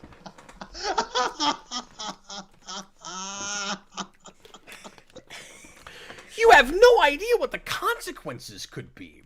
I could turn into... Famous last words. I can turn into George... no, I just want to say Reeves. Into George Clooney. The weirdest callback line was at the end of the scene with Affleck Batman, Affleck Bruce Wayne, pardon me. He says Flash is trying to get him to Barry's trying to get him to hang out with him. He's like, let's go hang out, let's go get a bite to eat. And he's like, no, not this time, Barry. And then when Michael Keaton, I didn't notice this until the second viewing. Did you pick up on this, Connor? When Michael Keaton Batman is dying, his last words are, not this time, Barry. Some other time. Maybe some other time. Interesting. He didn't say drive through. In that context, that makes absolutely no sense at all. But then this movie already has a big track record for that because it's already doing like it's really funny. It's doing its callbacks to its own lines in this movie in the same way it's doing callbacks to other movies. Yeah. Because Wild. that's as forced as Michael Keaton says pass and then Barry says, "You mean pass the salt?" I had a bite mark in my hand over that scene. I just went. I couldn't deal with it. There's a lot of stuff like that in this movie too, where I'm like, wait a minute. I've seen Batman '89 a lot, and I remember that dialogue. Yeah, and why is that character saying that? And it's weird because it doesn't even feel like it's in that universe or all that related to that universe. And yeah, pass the salt, and then again the laughing bag. Why would it be there if it was even in that world? And then you want to get nuts. Like I hate it when characters 30 years later just remember random things they said. It's like, is that the thing he regularly says? Why did he say that? Also, when he gets in the costume for the first time and he jumps in, and then Barry's like, you are, and he's like, yeah, I'm Batman. We know that. Well, they've already had a conversation about it too. Where we already know he's Batman. He's already said I'm Batman, just not in costume. Like, it's so weird. Yeah, and I get what people that buy into that would say. The devil's advocate argument is, but he's got that line about how he grew up seeing the Batmobile driving down the street, and he knows that this guy's Batman, but it's so wild to him to like actually get to see it in person. But that's not how like a real person would respond and talk. He'd just be giddy that he's finally getting to see him in the costume, and it's just a contrived way to get I'm Batman in the movie, so it's yet another just stupid forced reference to that first movie. All I wanted, if we're gonna go that far, could we have not contrived some reason for Batman to say, "I'm gonna steal Zod's balloons"? Yeah. That's what I wanted. He's in the Batwing. He goes, "Oh, you stole Zod's balloons!" So we got a character who can run fast, and at no point does anyone say, "Hello, legs." Come on, I'm crying on that one. Yeah. That's so good. Could we have shoved Knox in here? That would have been fun. Well, okay. Because they got Knox in CW Crisis, and I'm sure he would have loved to have been in this movie. Give me one other character that was in that movie, for the love of God. Anyway. What are the most, like, the craziest characters that you would have loved to see in this movie? From 89? Yeah. No, from 89, from any DC thing. That they should have just put in there. Well, I mean, we already did a little bit of it earlier when we were talking about Steel and stuff, and we've got to get through the super chats. But from 89 specifically, since you're being so awkward about like what world this even is, and if any of the history and stuff happened, bring people back from the dead. Go back. Give me Lieutenant Eggheart.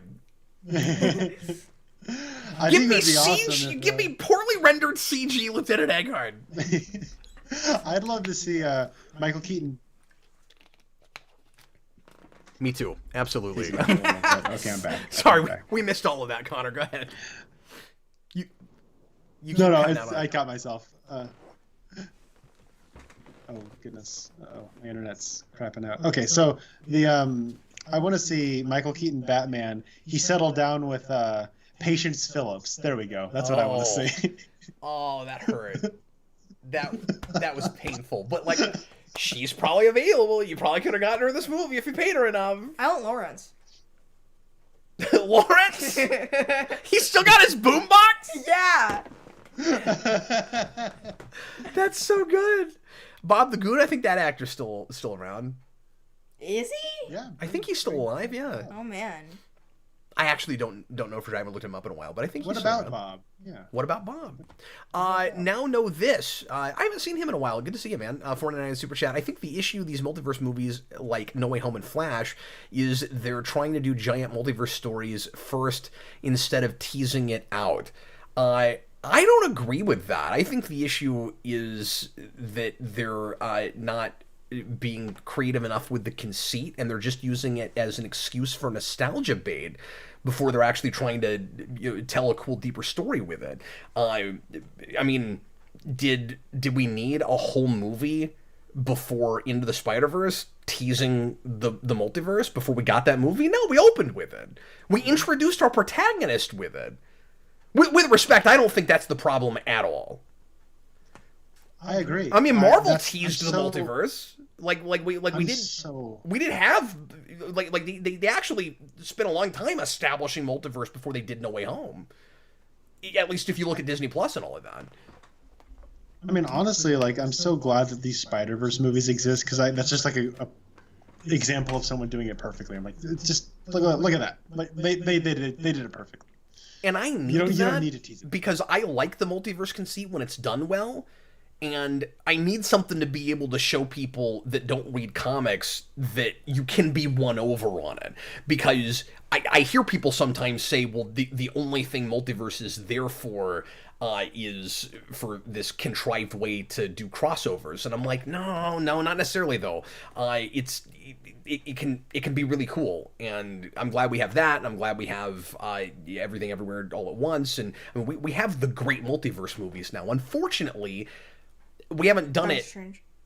Yeah, and Doctor Strange I like, but the multiverse part of it is not why that movie's great, really. Like they do better with that than a lot of other things, but like, the way they really conveniently kill off all the multiverse characters that they introduce in a single scene is kind of lame and kind of easy. I mean, the closest to a great live-action, mainstream, big two multiverse movie we've gotten, in my opinion, is Days of Future Past, and it's not really multiverse, but it feels more like it because it's that crossover thing.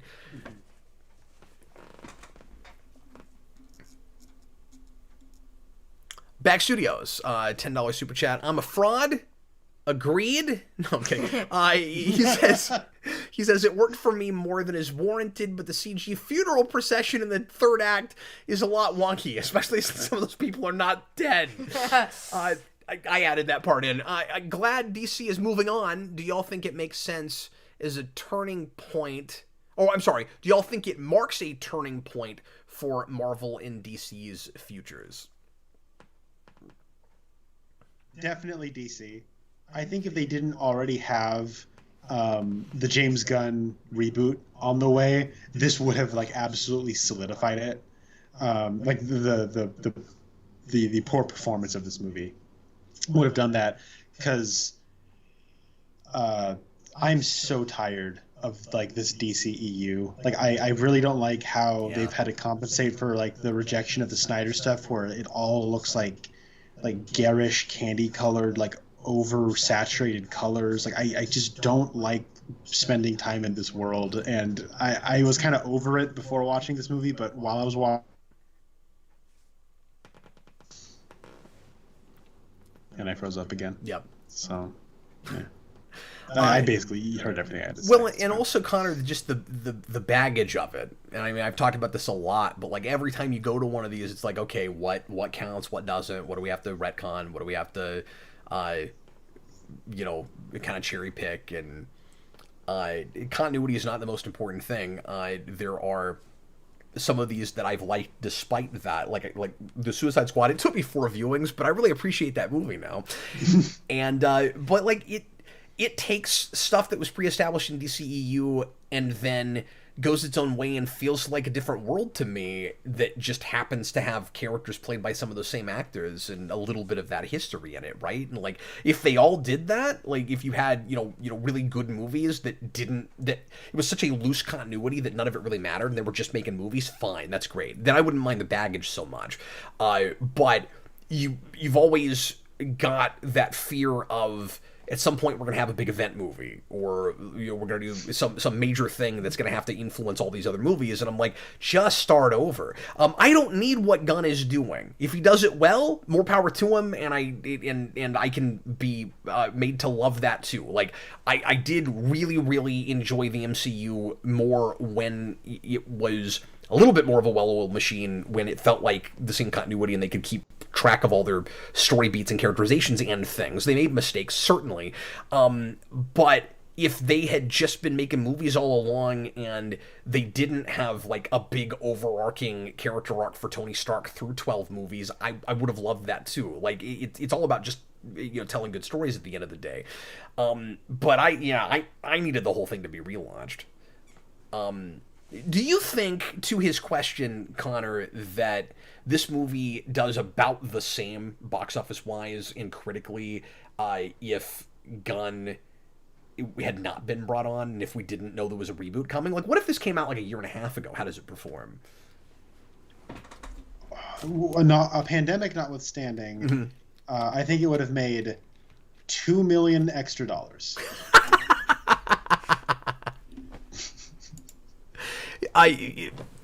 So you don't think that people knowing that there's a reboot coming really affected this that much? I don't.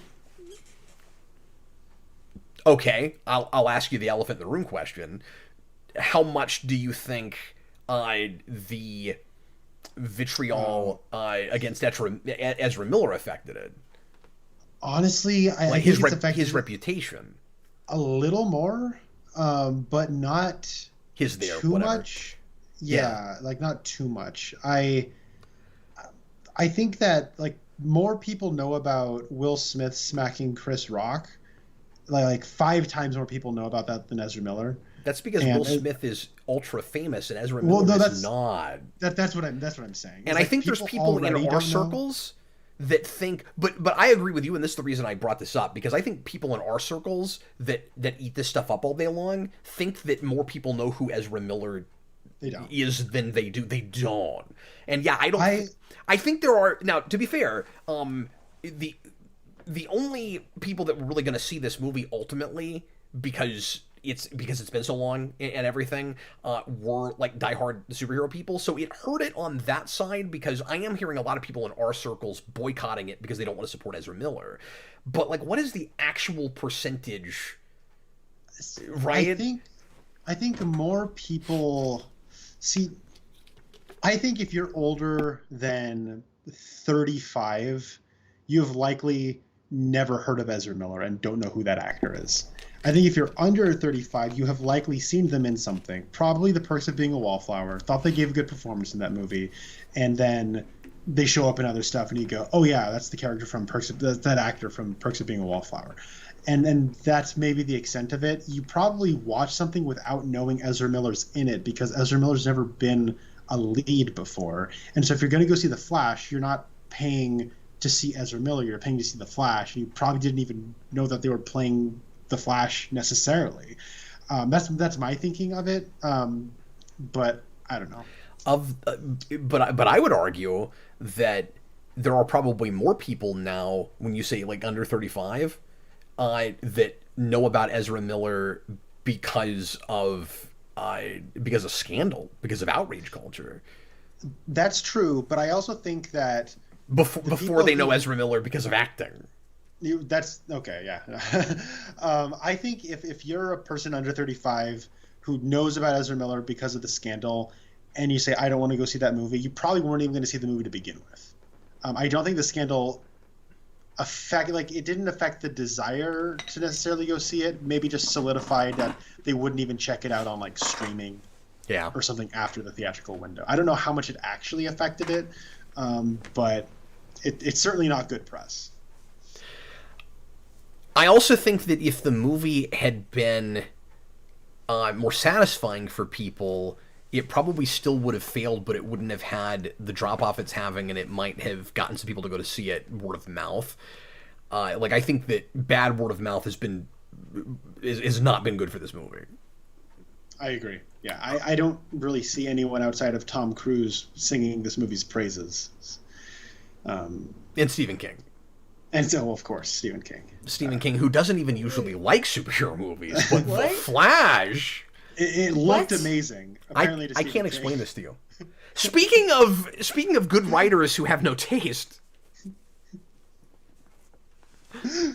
Not that he's always a good writer, but some of my favorite things are Stephen King things. Tom, $2 super chat. How we felt about Stan Lee biopic next? I don't know what he's talking about. There's no Stan Lee biopic unless he's talking about that documentary that just came out on Disney. Biopic, that's a documentary. Yeah, and Yeah. I'm not gonna do anything on that. That's, as far as I've heard, that's kind of a fluff piece. That's just, Disney singing the praises of Stan Lee because they've kind of taken his image and done whatever they want to with it. And I mean, there's maybe some nice stuff in that, but I don't feel the need to review it. Yeah, they own his likeness. Yeah, That's wild. I don't mean to be cynical about it, but that is cynical. You know what I mean? Yeah. Yeah. So no, I don't have any interest in seeing that. MP $4.99 super chat. Flash fans deserve better, man. And isn't it sad that like Flash has now had? Sorry, I'll interject this real quick before I read the rest of this because this is a point I wanted to make.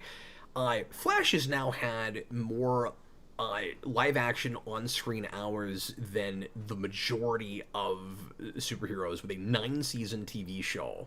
And why not just round it out and make 10? And with this movie and his appearances in the other couple of appearances he has in DCEU and the first season Flash show from the one season Flash show from 1990, and he's not had a good track record. The saddest thing is, in some ways, the best thing they did was the John Wesley Shipp show. I like the first season of the CW show well enough, but. I was going to say, you really missed your chance. You said, better make it 10.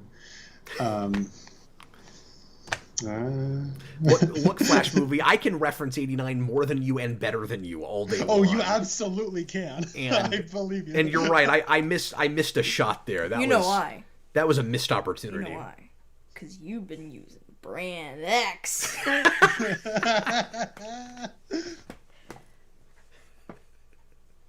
I might have been drinking Drano. I don't know, but Good stuff. let me finish the rest of his super chat. Sorry, MP. What do you think Gunn will do with Flash in the new DCU? Maybe Wally West and the Barry Allen of that universe is dead. Yeah, I could absolutely see him just starting at that status quo, especially because a lot of Flash fans love Wally West still to this day and don't like Barry Allen. And considering where he's starting with Batman with Brave and the Bold, I mean, if you're beginning with a Damian, I could see him deciding the status quo of his DC universe is more or less about where it is in comics right now, or maybe where it was like at the start of Rebirth or something. You forgot the gong.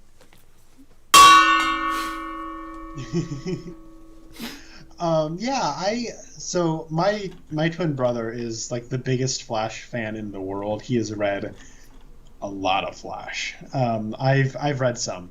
But yeah, it seems like there's a lot of cool stuff you can do with Flash. Like bring in the rogues. Like why I don't get why Flash. Well, I think what happened was DC editorial was like, okay, let's look at all these like stories that we sell like all the time.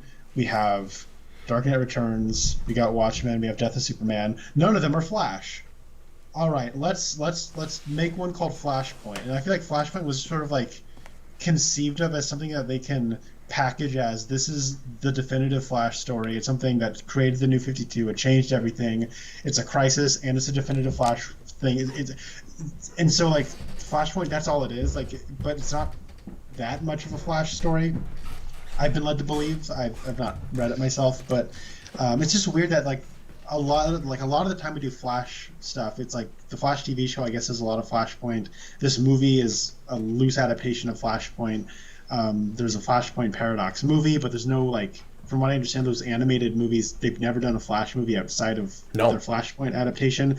It's like whenever we do Flash, we are just doing Flashpoint. It's like there's Gorilla Grodd, there's the Rogues, there's Jay Garrick and the Impulse, and like there's a lot to mine in Flash that we just have not done. And I think going for a legacy character off the top for James Gunn's reboot would actually be a really cool way to go. Actually, for this movie, I saw someone saying, wait a minute, we have a Flash movie where he is training a younger speedster and has to team up with an older superhero, and we didn't do Wally West and Jay Garrick. And Jay Garrick, yeah. What are we doing? I'm like, that's true. Because they don't trust the character to sell a movie on its own. And this wouldn't have happened if BVS had been successful in the way they thought it was going to be. This is all of that pivoting and going back to the drawing board crap. Because I don't know if you know this, but they were talking about Flashpoint going all the way back that far. Like, that was always what the Flash movie was going to be when BVS didn't perform. And the Michael Keaton rumors start back then. Like, we know now that they were talking about Michael Keaton all the way back in, like, 16, 17, yeah. Whoa. Or at least that's my recollection of it. It's been a lot of years now, but... Whoa. If memory, I mean, I think I was talking about this on the channel back then. Yeah, it's wild. Warner Brothers is the weirdest studio ever, like the last decade. Like, what on earth? So, to what you said about Flashpoint, you're right and you're not. It does read very much like it was conceptualized just to reboot and to get people to read a Flash story. It was actually a thing that Jeff Johns had been wanting to do forever. And they ended up using it that way. And I think the fact that New 52 was coming changed what it was to some degree, but it was supposed to be the end of his run. Yeah, from what I understand, it was supposed to launch a new line of Flash books, where instead of like a new line of like DC Universe. But yeah, apparently that's why I didn't realize Jeff Johns had been wanting to do that for a while. Yeah, it was in the back of his mind, like going all the way back to the start of his run. How much Flashpoint is in this movie? So they cherry pick little bits of it. So I'll go through it real quick just for folks that are interested. And I like and don't like Flashpoint. The miniseries itself doesn't read great alone, and it's some of the weakest material with Flashpoint because it really is just getting us from point A to point B to reboot. But the best stuff in Flashpoint, and some of it is John's, but so not throwing him under the bus, he writes some good stuff in it. But the best stuff in Flashpoint are the side stories. So if you the tie-in miniseries. So if you ever read that, make sure you read the other series because they flesh out that world. And the Flashpoint universe itself is really neat because it isn't just, what if everything changed after this moment? Where would all these characters be? It's new characters totally reinvented out of old ones. Citizen Cold in particular is really cool. Project Superman is not bad. I like... I like the Batman stuff they do, none of which is in the actual miniseries.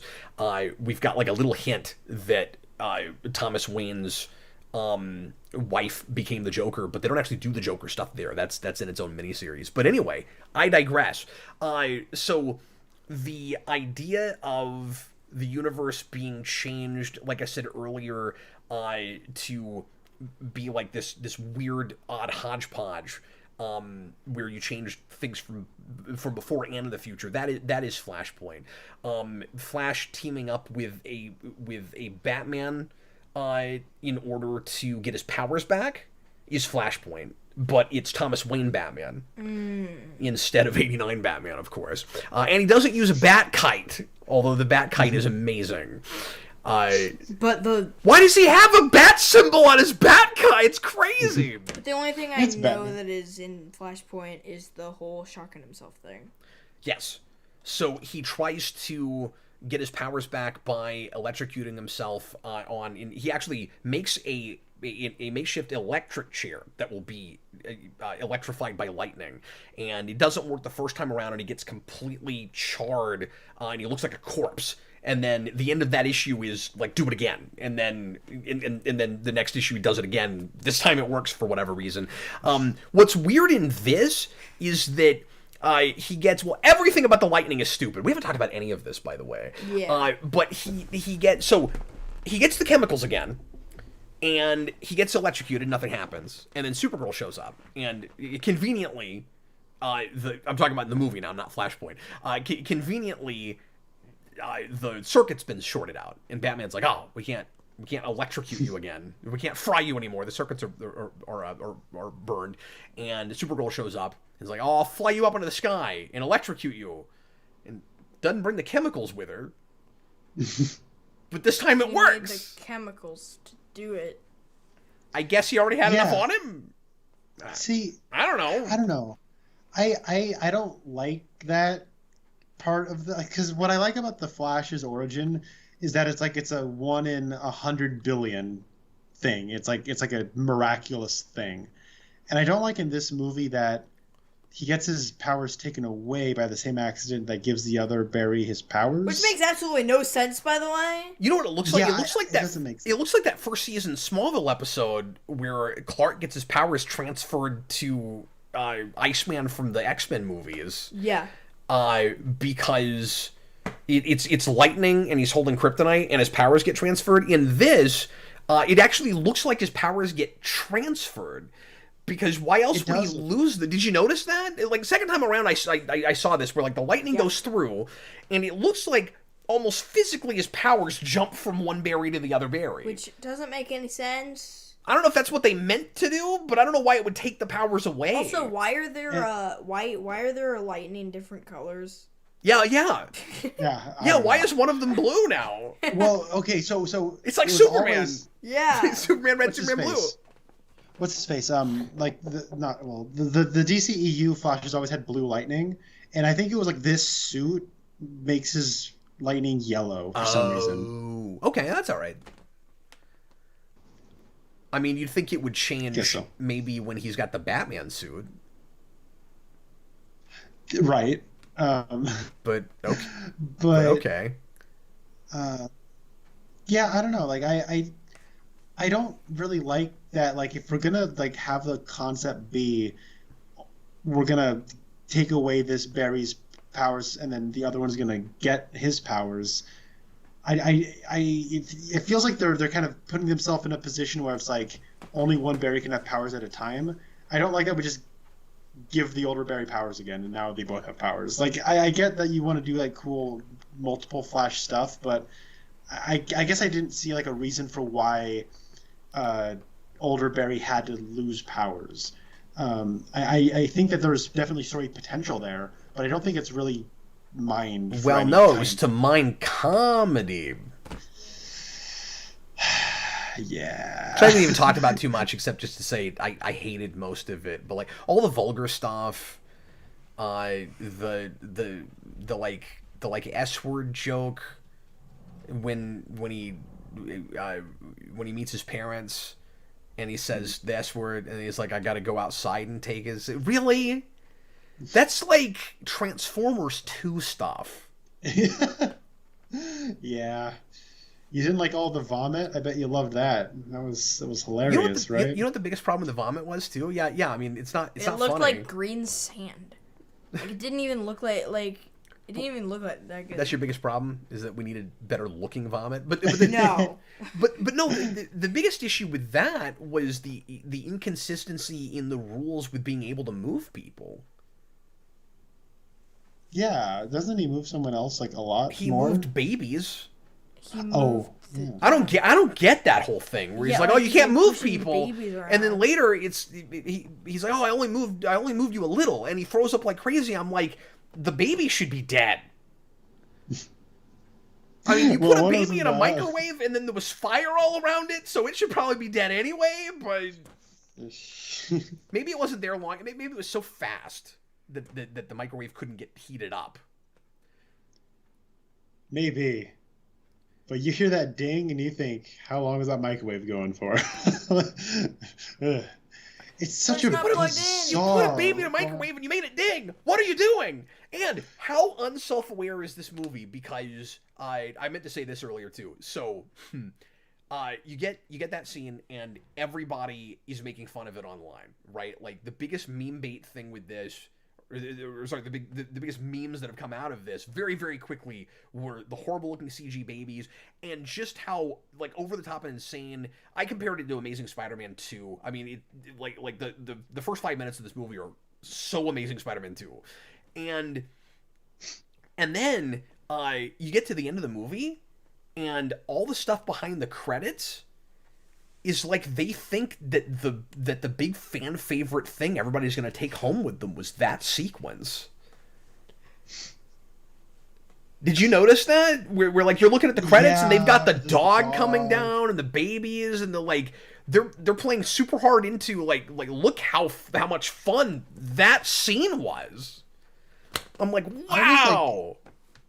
I didn't realize like it was hard to like comprehend like this is such a wrong-headed bizarre thing to do for your opening sequence in like your fun Flash movie. Like it was weird, but to put it in the credits at the end was even more baffling. And also they kept talking about babies the whole movie as well. Did you notice that they just don't stop mentioning babies? I guess I'll need to watch it again to pick up on that because I did not. I mean, don't feel the need, but I'm in no rush, but Mutale at some point puts in another super chat, thank you, and says it should also be noted, this is a great point, Zod only showed up to Earth in Man of Steel because Clark turned on the Kryptonian ship. With no Clark, who turned on the ship? Didn't they have a line in this where it was like they were following Supergirl's shuttle and they just got to it at this point, so I guess. Well, that's convenient. So they got there. Yeah. So it was really nice of Batman and the Berries to pull out Supergirl from a Siberian prison so that Zod could find her. You know what Zod's best line is? What's that? We found him! That's also stupid and baffling. So the big thing that changes in this universe is Clark is not the Codex. It's Supergirl. Why that change? Okay. Just because you want her to be important for this movie? So Zod goes to find Kal-El, and he doesn't have the Codex, so he just kills Kal-El, and then luckily there's a Supergirl for him to find so we can have a movie. I guess so. How many babies did Barry rescue at the beginning? 9, 10, 12. Oh, I thought it was 6. 6 is good. I'm trying to count. I think it was 7. He's been waiting for 10 minutes to find a place to put 6 is good. I can tell. Try 30. He's trying to get in there. Wow. I just feel like that joke was a little light after the Corto Maltese. Bravo, sir. That's a good one. Thank you. Motale, were you baffled by the end credits with the dog? Oh, I just talked about that. Yeah. Yes, yeah. I was. I even said baffled. Yeah. I sure was. DNA, $2 super chat. If you're Gunn, are you worried people talked... Hold on, I gotta find the second part of the super chat. People talked... Oh, it's right under it. It's right under it. About how Warner Brothers could be looking to sell for parts back during the Discovery merger. Yes. And the DC movies have lost much more money since then. Gunn could get lost in the shuffle of corporate interests. I would argue not with what they're paying him, and given how many projects he's already got, irons in the fire, like, could they try to wheel him back some after this? Maybe. Is it more likely that, well, see, I don't know. I have no idea what's going to happen. Because kind of what I was going to say is it more likely that they already kind of knew that this wasn't going to do well, and they were just, like, pretending like it was gonna do well or that it was good for a show of strength, but they've spent so much money on it, like on getting people to see it. You think they'd only do that if they thought there was any chance that it might actually perform. So What do you think? I mean, is it possible that even though they have a 4-year contract with Gunn and he's already started all these projects, that they could reel him back or shut the whole kit and caboodle down? I don't think they will. And although David Zaslav does appear to be very much concerned with being cost prohibitive, I think that what anybody with eyes has seen is that the last 10 years of WB and handling DC. Hold on, I froze up. Uh-oh, okay. I mean, you froze up while saying they've been so reactionary. Sorry, what? They've been so reactionary. Yeah. And so I think I think that has ultimately cost them a lot more money. And so I think what's going to happen is they are going to have a plan and then stay the course and see how it plays out for 4 years. That's what I think is going to happen. They have plans for 10 years, but after 4 years they're probably going to check in and see what it's up, unless they all lose $100 bajillion. But I think they're going to look at the reactionary track record of the previous regime and try to learn from it. That's my takeaway. I think you're probably right. I just don't get why they didn't cut their losses with this. I mean, I get putting it in the theater finally to make sure that they could recoup something from it, but I don't get trying to create a hype machine behind it. Me neither. The fact that they did try to create that hype machine, however, is fuel for the fire of your argument, because it kind of suggests that they're still putting all their eggs in their superhero basket. That they're thinking, well, look, what else do we have that has the potential to make the kind of money we've made with these before? Yeah, because Blue Beetle was supposed to go straight to HBO Max, right? That's what I heard initially, yeah. Isn't it crazy that goes to the theater and then Batgirl they won't even put on Max? That's nuts. Just That's crazy. Just for a tax write-off. And by the way, this is an aside, but a lot of these companies are following Zaslav's lead in doing this tax write-off thing. Paramount Plus just did it now. Yeah, I heard about that. What? Isn't Star Trek Prodigy getting taken off? Yeah, but they're in post-production for season 2, so they're shopping it around. No one's gonna buy that. And Prodigy got a video game and action figures has been aimed at a teen audience that is not watching it, does not care. It gets canceled and is about to get completely taken off of Paramount Plus, and they have to shop it around someplace else so that second season can be seen. By 2 people. Yeah, but Wow. yeah, by the 5 people that care. Isn't that nuts? That's yeah. Hold on to your butt scratch. And the Disney Plus is just taking. Yeah. And then Disney Plus is just taking so much off too, which is pretty crazy. Yep. I missed a super chat from Carl Maxey. He says, like Spider-Man, Flash does touch on canon events. Barry's mom has to die. Bruce's parents need to be shot. Those are fixed events. I liked the movie. Connor, do you think they make it clear enough that there are fixed events versus just if you monkey with anything, this could happen? I think the fixed events are probably going to vary from universe to universe. But if you try changing something within this new timeline or this new universe, it doesn't matter. These things will happen no matter what. What I mean is, did they talk about it that way very much? No.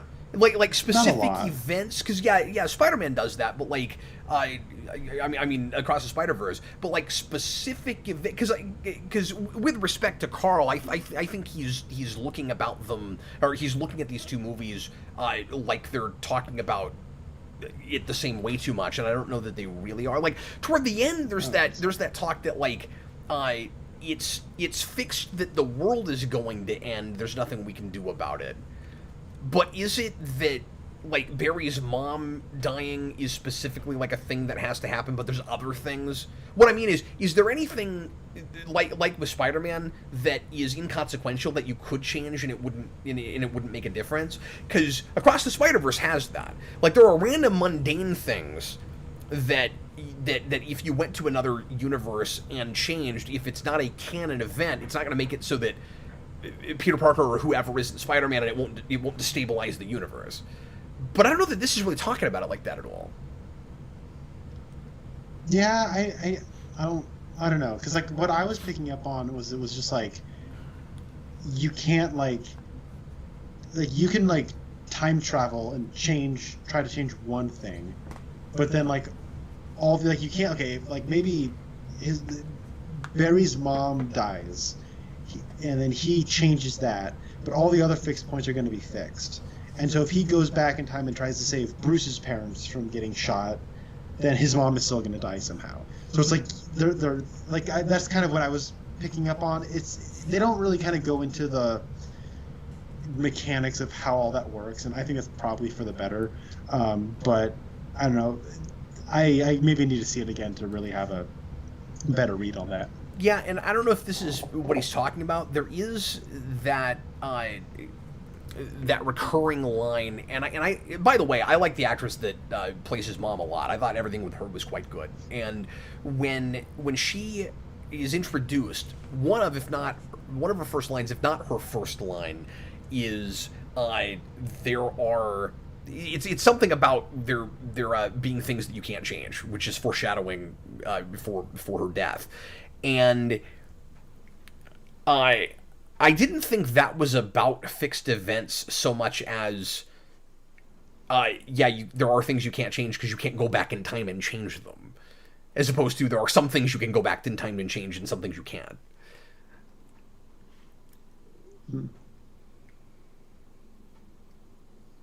But anyway, Yes.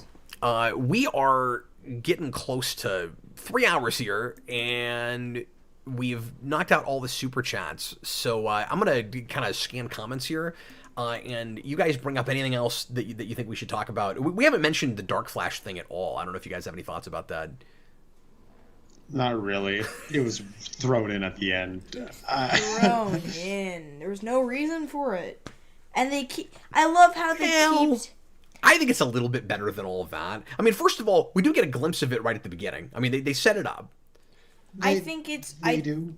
I think it's really funny that they keep going back to that suit. Like, they keep randomly, like, taking that suit and just going straight to the camera, being like, oh, yeah, there's something going on with this. But, like... I like the line where they're like, how long have you been doing this?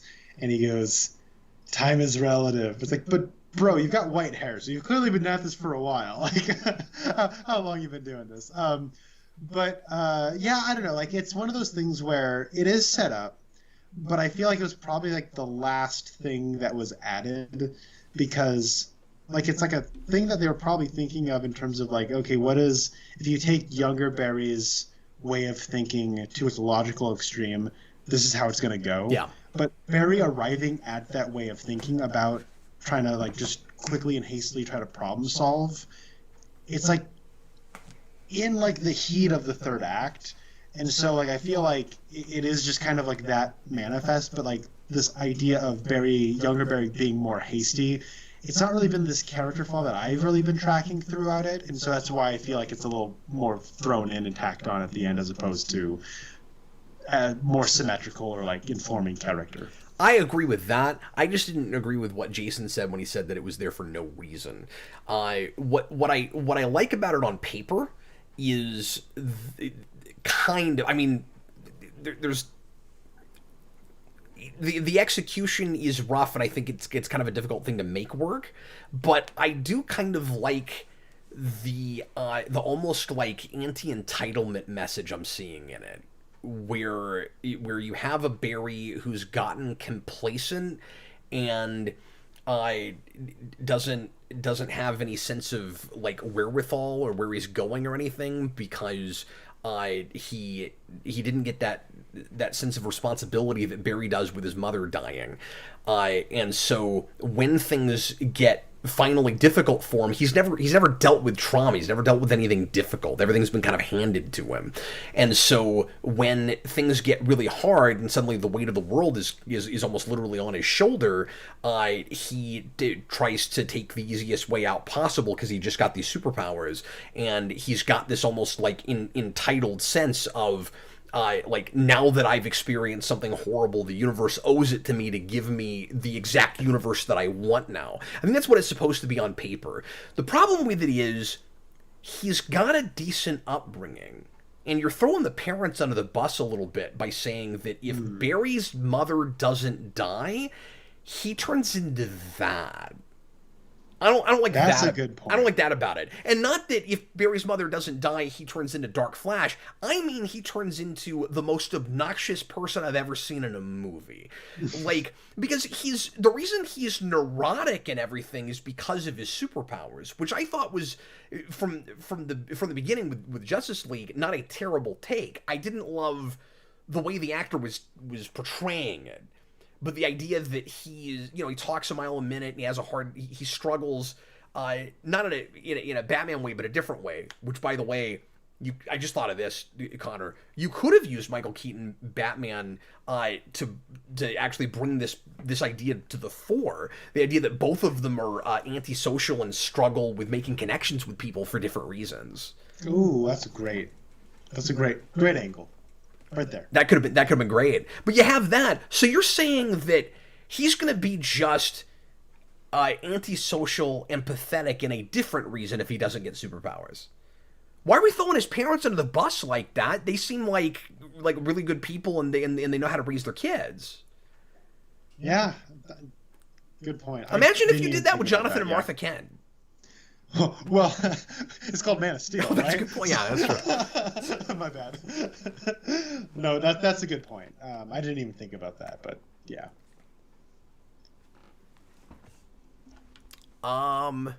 Okay. Well, let me ask you this too, related to that. How do you feel about not having any reference to whoever kills Barry's mother? There's no pardon the pun, like Flash via Bird Fun. There's no reference to Reverse Flash, and apparently the sequel was supposed to just do Reverse Flash, which I think is awful. That like the very next thing you're gonna do is just this again, but like now he's fighting Reverse Flash. Like once again, it's Barry Allen. He goes back in time. He tries to stop the death of his mother. Like it sounds like it was just gonna be this again, maybe. The same movie. He's got a whole rogues gallery. Yeah, no, he's got a great rogues gallery. It doesn't have to. Everyone likes the rogues. Bad Flashes. Everyone likes the rogues. Why are we not doing them? The thing is, like, I'm so glad you brought it up because, like, I had that thought walking out of the theaters. I was talking to my brother and I was like, so did they ever mention who killed his mom? Because I feel like that's like the other thing about that status quo for Barry Allen is my dad did not kill my mom, my dad did not kill my mom, my dad did not kill my mom. I'm a police forensic scientist to try to get him get him out of prison, but I'm also a police forensic scientist to find out who did it. And there's no discussion of that whatsoever. There's no. That's strange. Yeah. There's no detective work. And that's another place where you could have paralleled him with Batman. Right. Yeah. It's like I became a detective, basically, a forensic scientist, not a detective, but he's doing detective work in order to find out who killed his mother. Why don't we have a conversation with Michael Keaton Batman where it's like, hey, did you ever find out who did it? When your parents died, did you ever find out who did it? Yeah. I looked for 30 years. I never found out. And then when I got all the streets cleaned up and they didn't need me anymore, I felt like I could quit. There was nothing left to do. And I don't love that angle with him, by the way, that like, there's not as much crime, so he's not Batman anymore. Like, I never liked that, but... You know what they should have done? They should have done Schwarzenegger, Mr. Freeze. And Suicide Squad Captain Cold. I mean, Captain Cold's not been in a live action movie yet. You'd have to. Did you think he had? You got Boomerang, but you don't have Captain Cold. Yeah. That'd be nice. Well, if you have Boomerang, yeah. Nice. I'm sorry if you made a joke. I totally missed it because Jason was talking. What was that? I bet. I said, yeah, that would be ice of Mr. Freeze to show up. It would. Yeah. It sure would. But no, you're right. We do have Boomerang. We do have Boomerang. I mean, we killed him. Yeah, we did kill him, but it's a different universe. So. Oh, that's true. Right. Yeah. And we did. I think did we do something with Boomerang in Flashpoint? I think maybe we did. Oh, you asked earlier about things that are in Flashpoint. The other thing is Supergirl is what Superman is in that basically, except so like she's been captured instead of getting picked up by like a set of Kents or something. Yeah. And they're doing experiments on her and wanted to use her as a weapon or something. That's what we did with Superman. That's the Project Superman thing, except it's the American government that does it. If memory serves. And I've heard people that are talking about this movie but didn't read Flashpoint calling it a cross between Flashpoint and Superman Red Son. I guess just because it's Russia, but it isn't that. I mean, maybe they were thinking that because they put it in Siberia, but I don't think so. I think they just made it Russia because for whatever reason they wanted that landscape. Oh, and having the other Barry say why is it cold when there's snow? No, like the stupidest thing. And then because we're in the Arctic. Jason couldn't even. Jason's big into geography, and he wanted to kill the movie theater screen. When he said we're in the Arctic, Jason's like, no, you're not. You're in Siberia. It's not the Arctic. It's not the Arctic.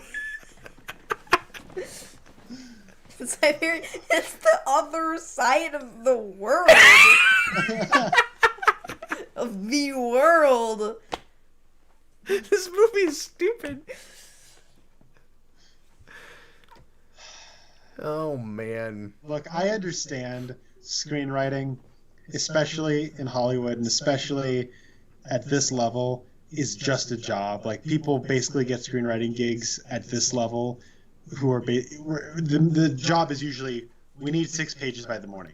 Get us these pages. This is what we want, So I feel bad for the Chris Terrios of the world, where it's like you win an Oscar and then it's like you have your name on Rise of Skywalker, BVS, and Justice League, where it's like you're basically just doing work for a director as opposed to like being like the writer who comes up with the idea. So like I get that. And Christina Hodson, like I've seen most of her movies now, and they're all really bad. Yeah. But like I know like a lot of it, like I want to cut her some slack.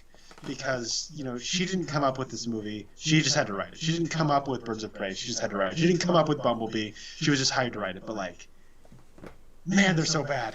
And I've seen Shut In, which is a horror movie that no one's seen.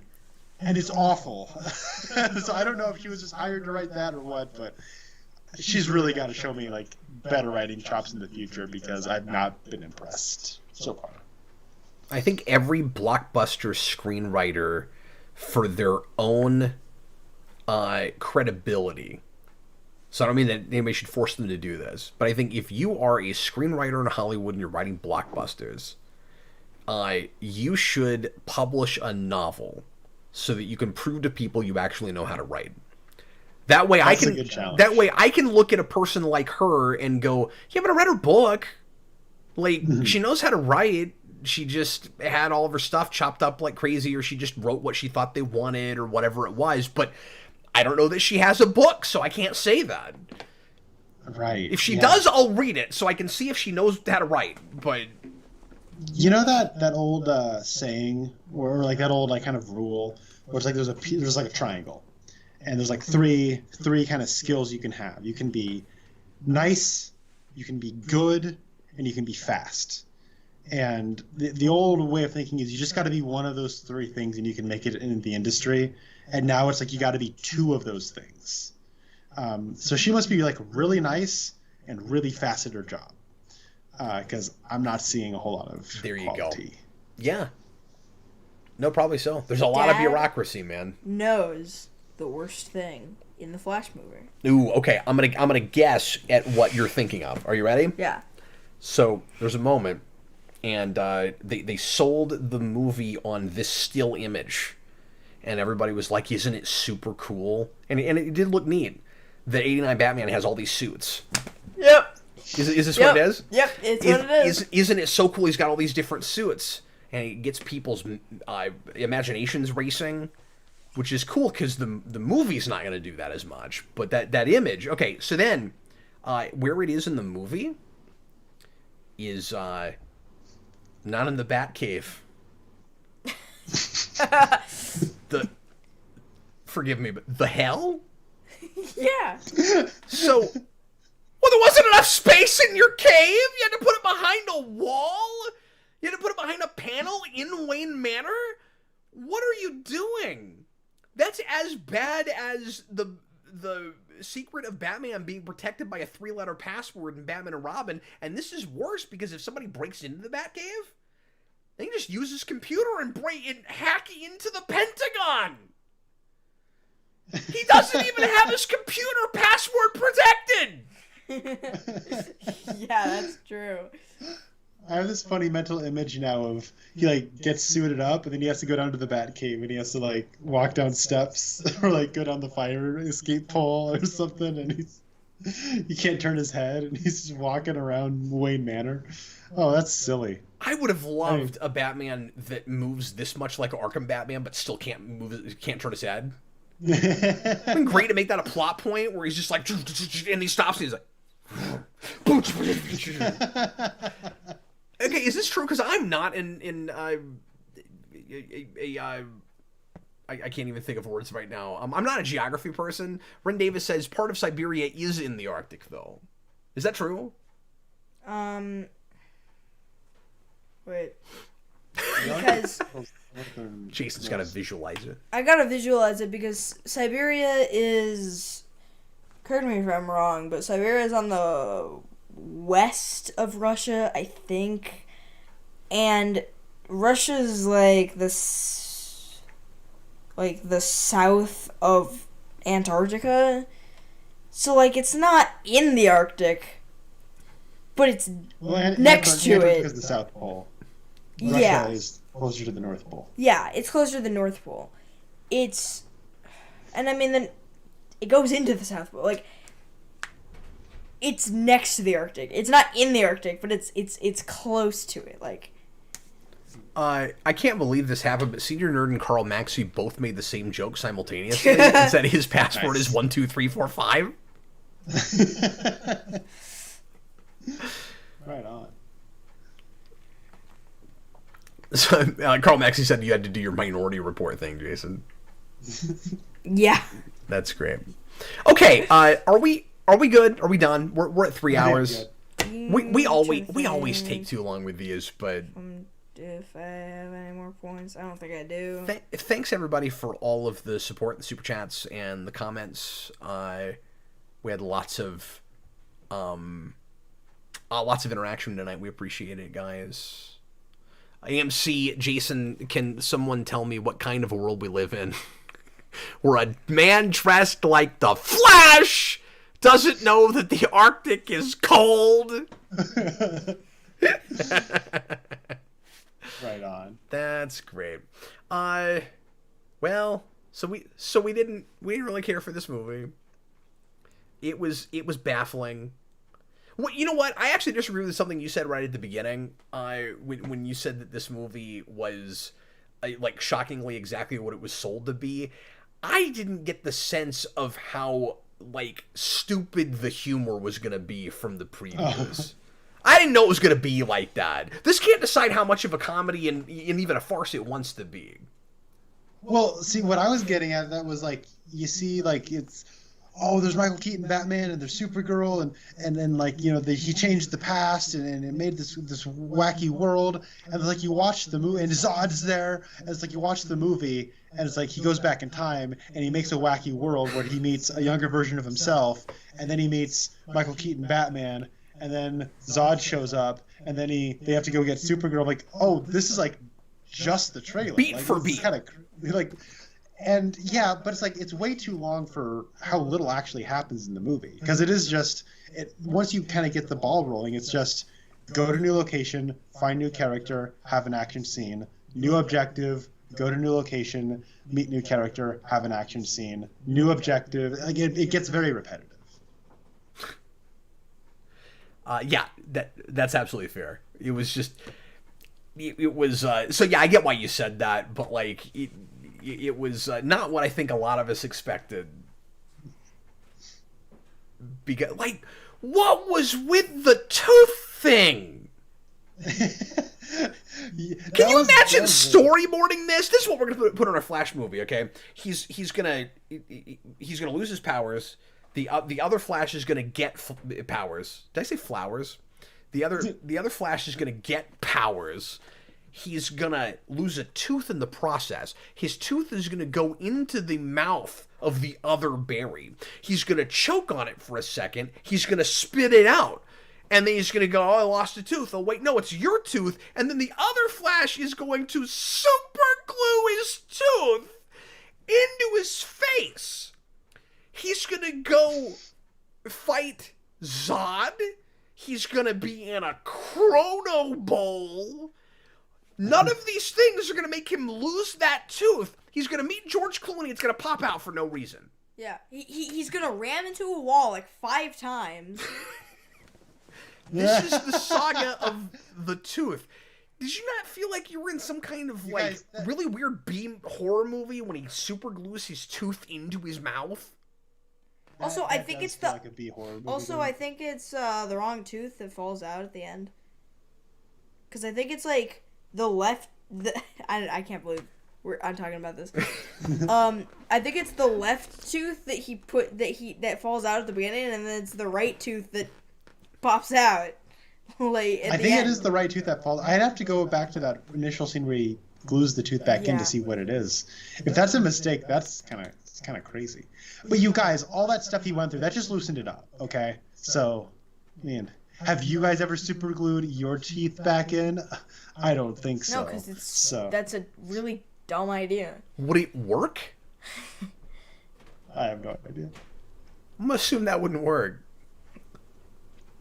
Or be like so gross tasting. Anyway, we got to get going. Thanks everybody for watching. Yes. I'm glad we mentioned the stupid tooth thing somewhere. Absolutely bewildering. I'll be back again next week with more stuff for you here on the channel. Captain Logan Show on Thursday. What are we reviewing this week? Austin and I on Wednesday are gonna be talking about 0 Year, which I've never reviewed. Believe it or not, wow. Somebody requested 0 Year. You've never reviewed that? I reviewed the singles while they were coming out, but I've never, the single issues, but I've never done a discussion on it. Wow. I would love to be there for that, but I do not have time to read that. I will absolutely be listening. I don't really either. But you're welcome if it turns out you can get it worked in and get it read somehow, Connor. But yeah, and then I don't know what's happening Friday yet. Austin is out, and I'll do some kind of video that night, and then I'm on vacation after that. For at least a week and a half. But anyway, my wife and I, it's our 15th wedding anniversary. We're taking a trip. So anyway, thanks a lot for being here, everybody. Thanks, man. We're excited about it, especially now that we know that we have another child coming, because we're gonna need a vacation before that whole thing happens. We will. This is the whole reason, Connor, that I messaged you like a month ago and said, "Hey, like, try to come down before December if you can, if we're gonna hang out, because I'm not gonna have time after that." Oh man. Okay. I'm so sorry. Anyway, oh no, it's totally cool. We're gonna get going, but we'll see you again soon. Jason, thanks for doing this with me, man. Yeah. You added a ton to this conversation. I appreciate you. And it was also a lot more fun seeing it with you twice than if I had to go by myself. Yeah. You know, I would have wanted to drown my head in a Chrono Bowl. All right, we're gonna get going. I was Captain Logan. This was Jason. That was Connor Nielsen. I'm gonna go get nuts. I was gonna do a Batman reference. Oh well. See you later, folks. Bye, everybody. Oh my God, he got nuts. Look at that. Perfect. Bye, everybody.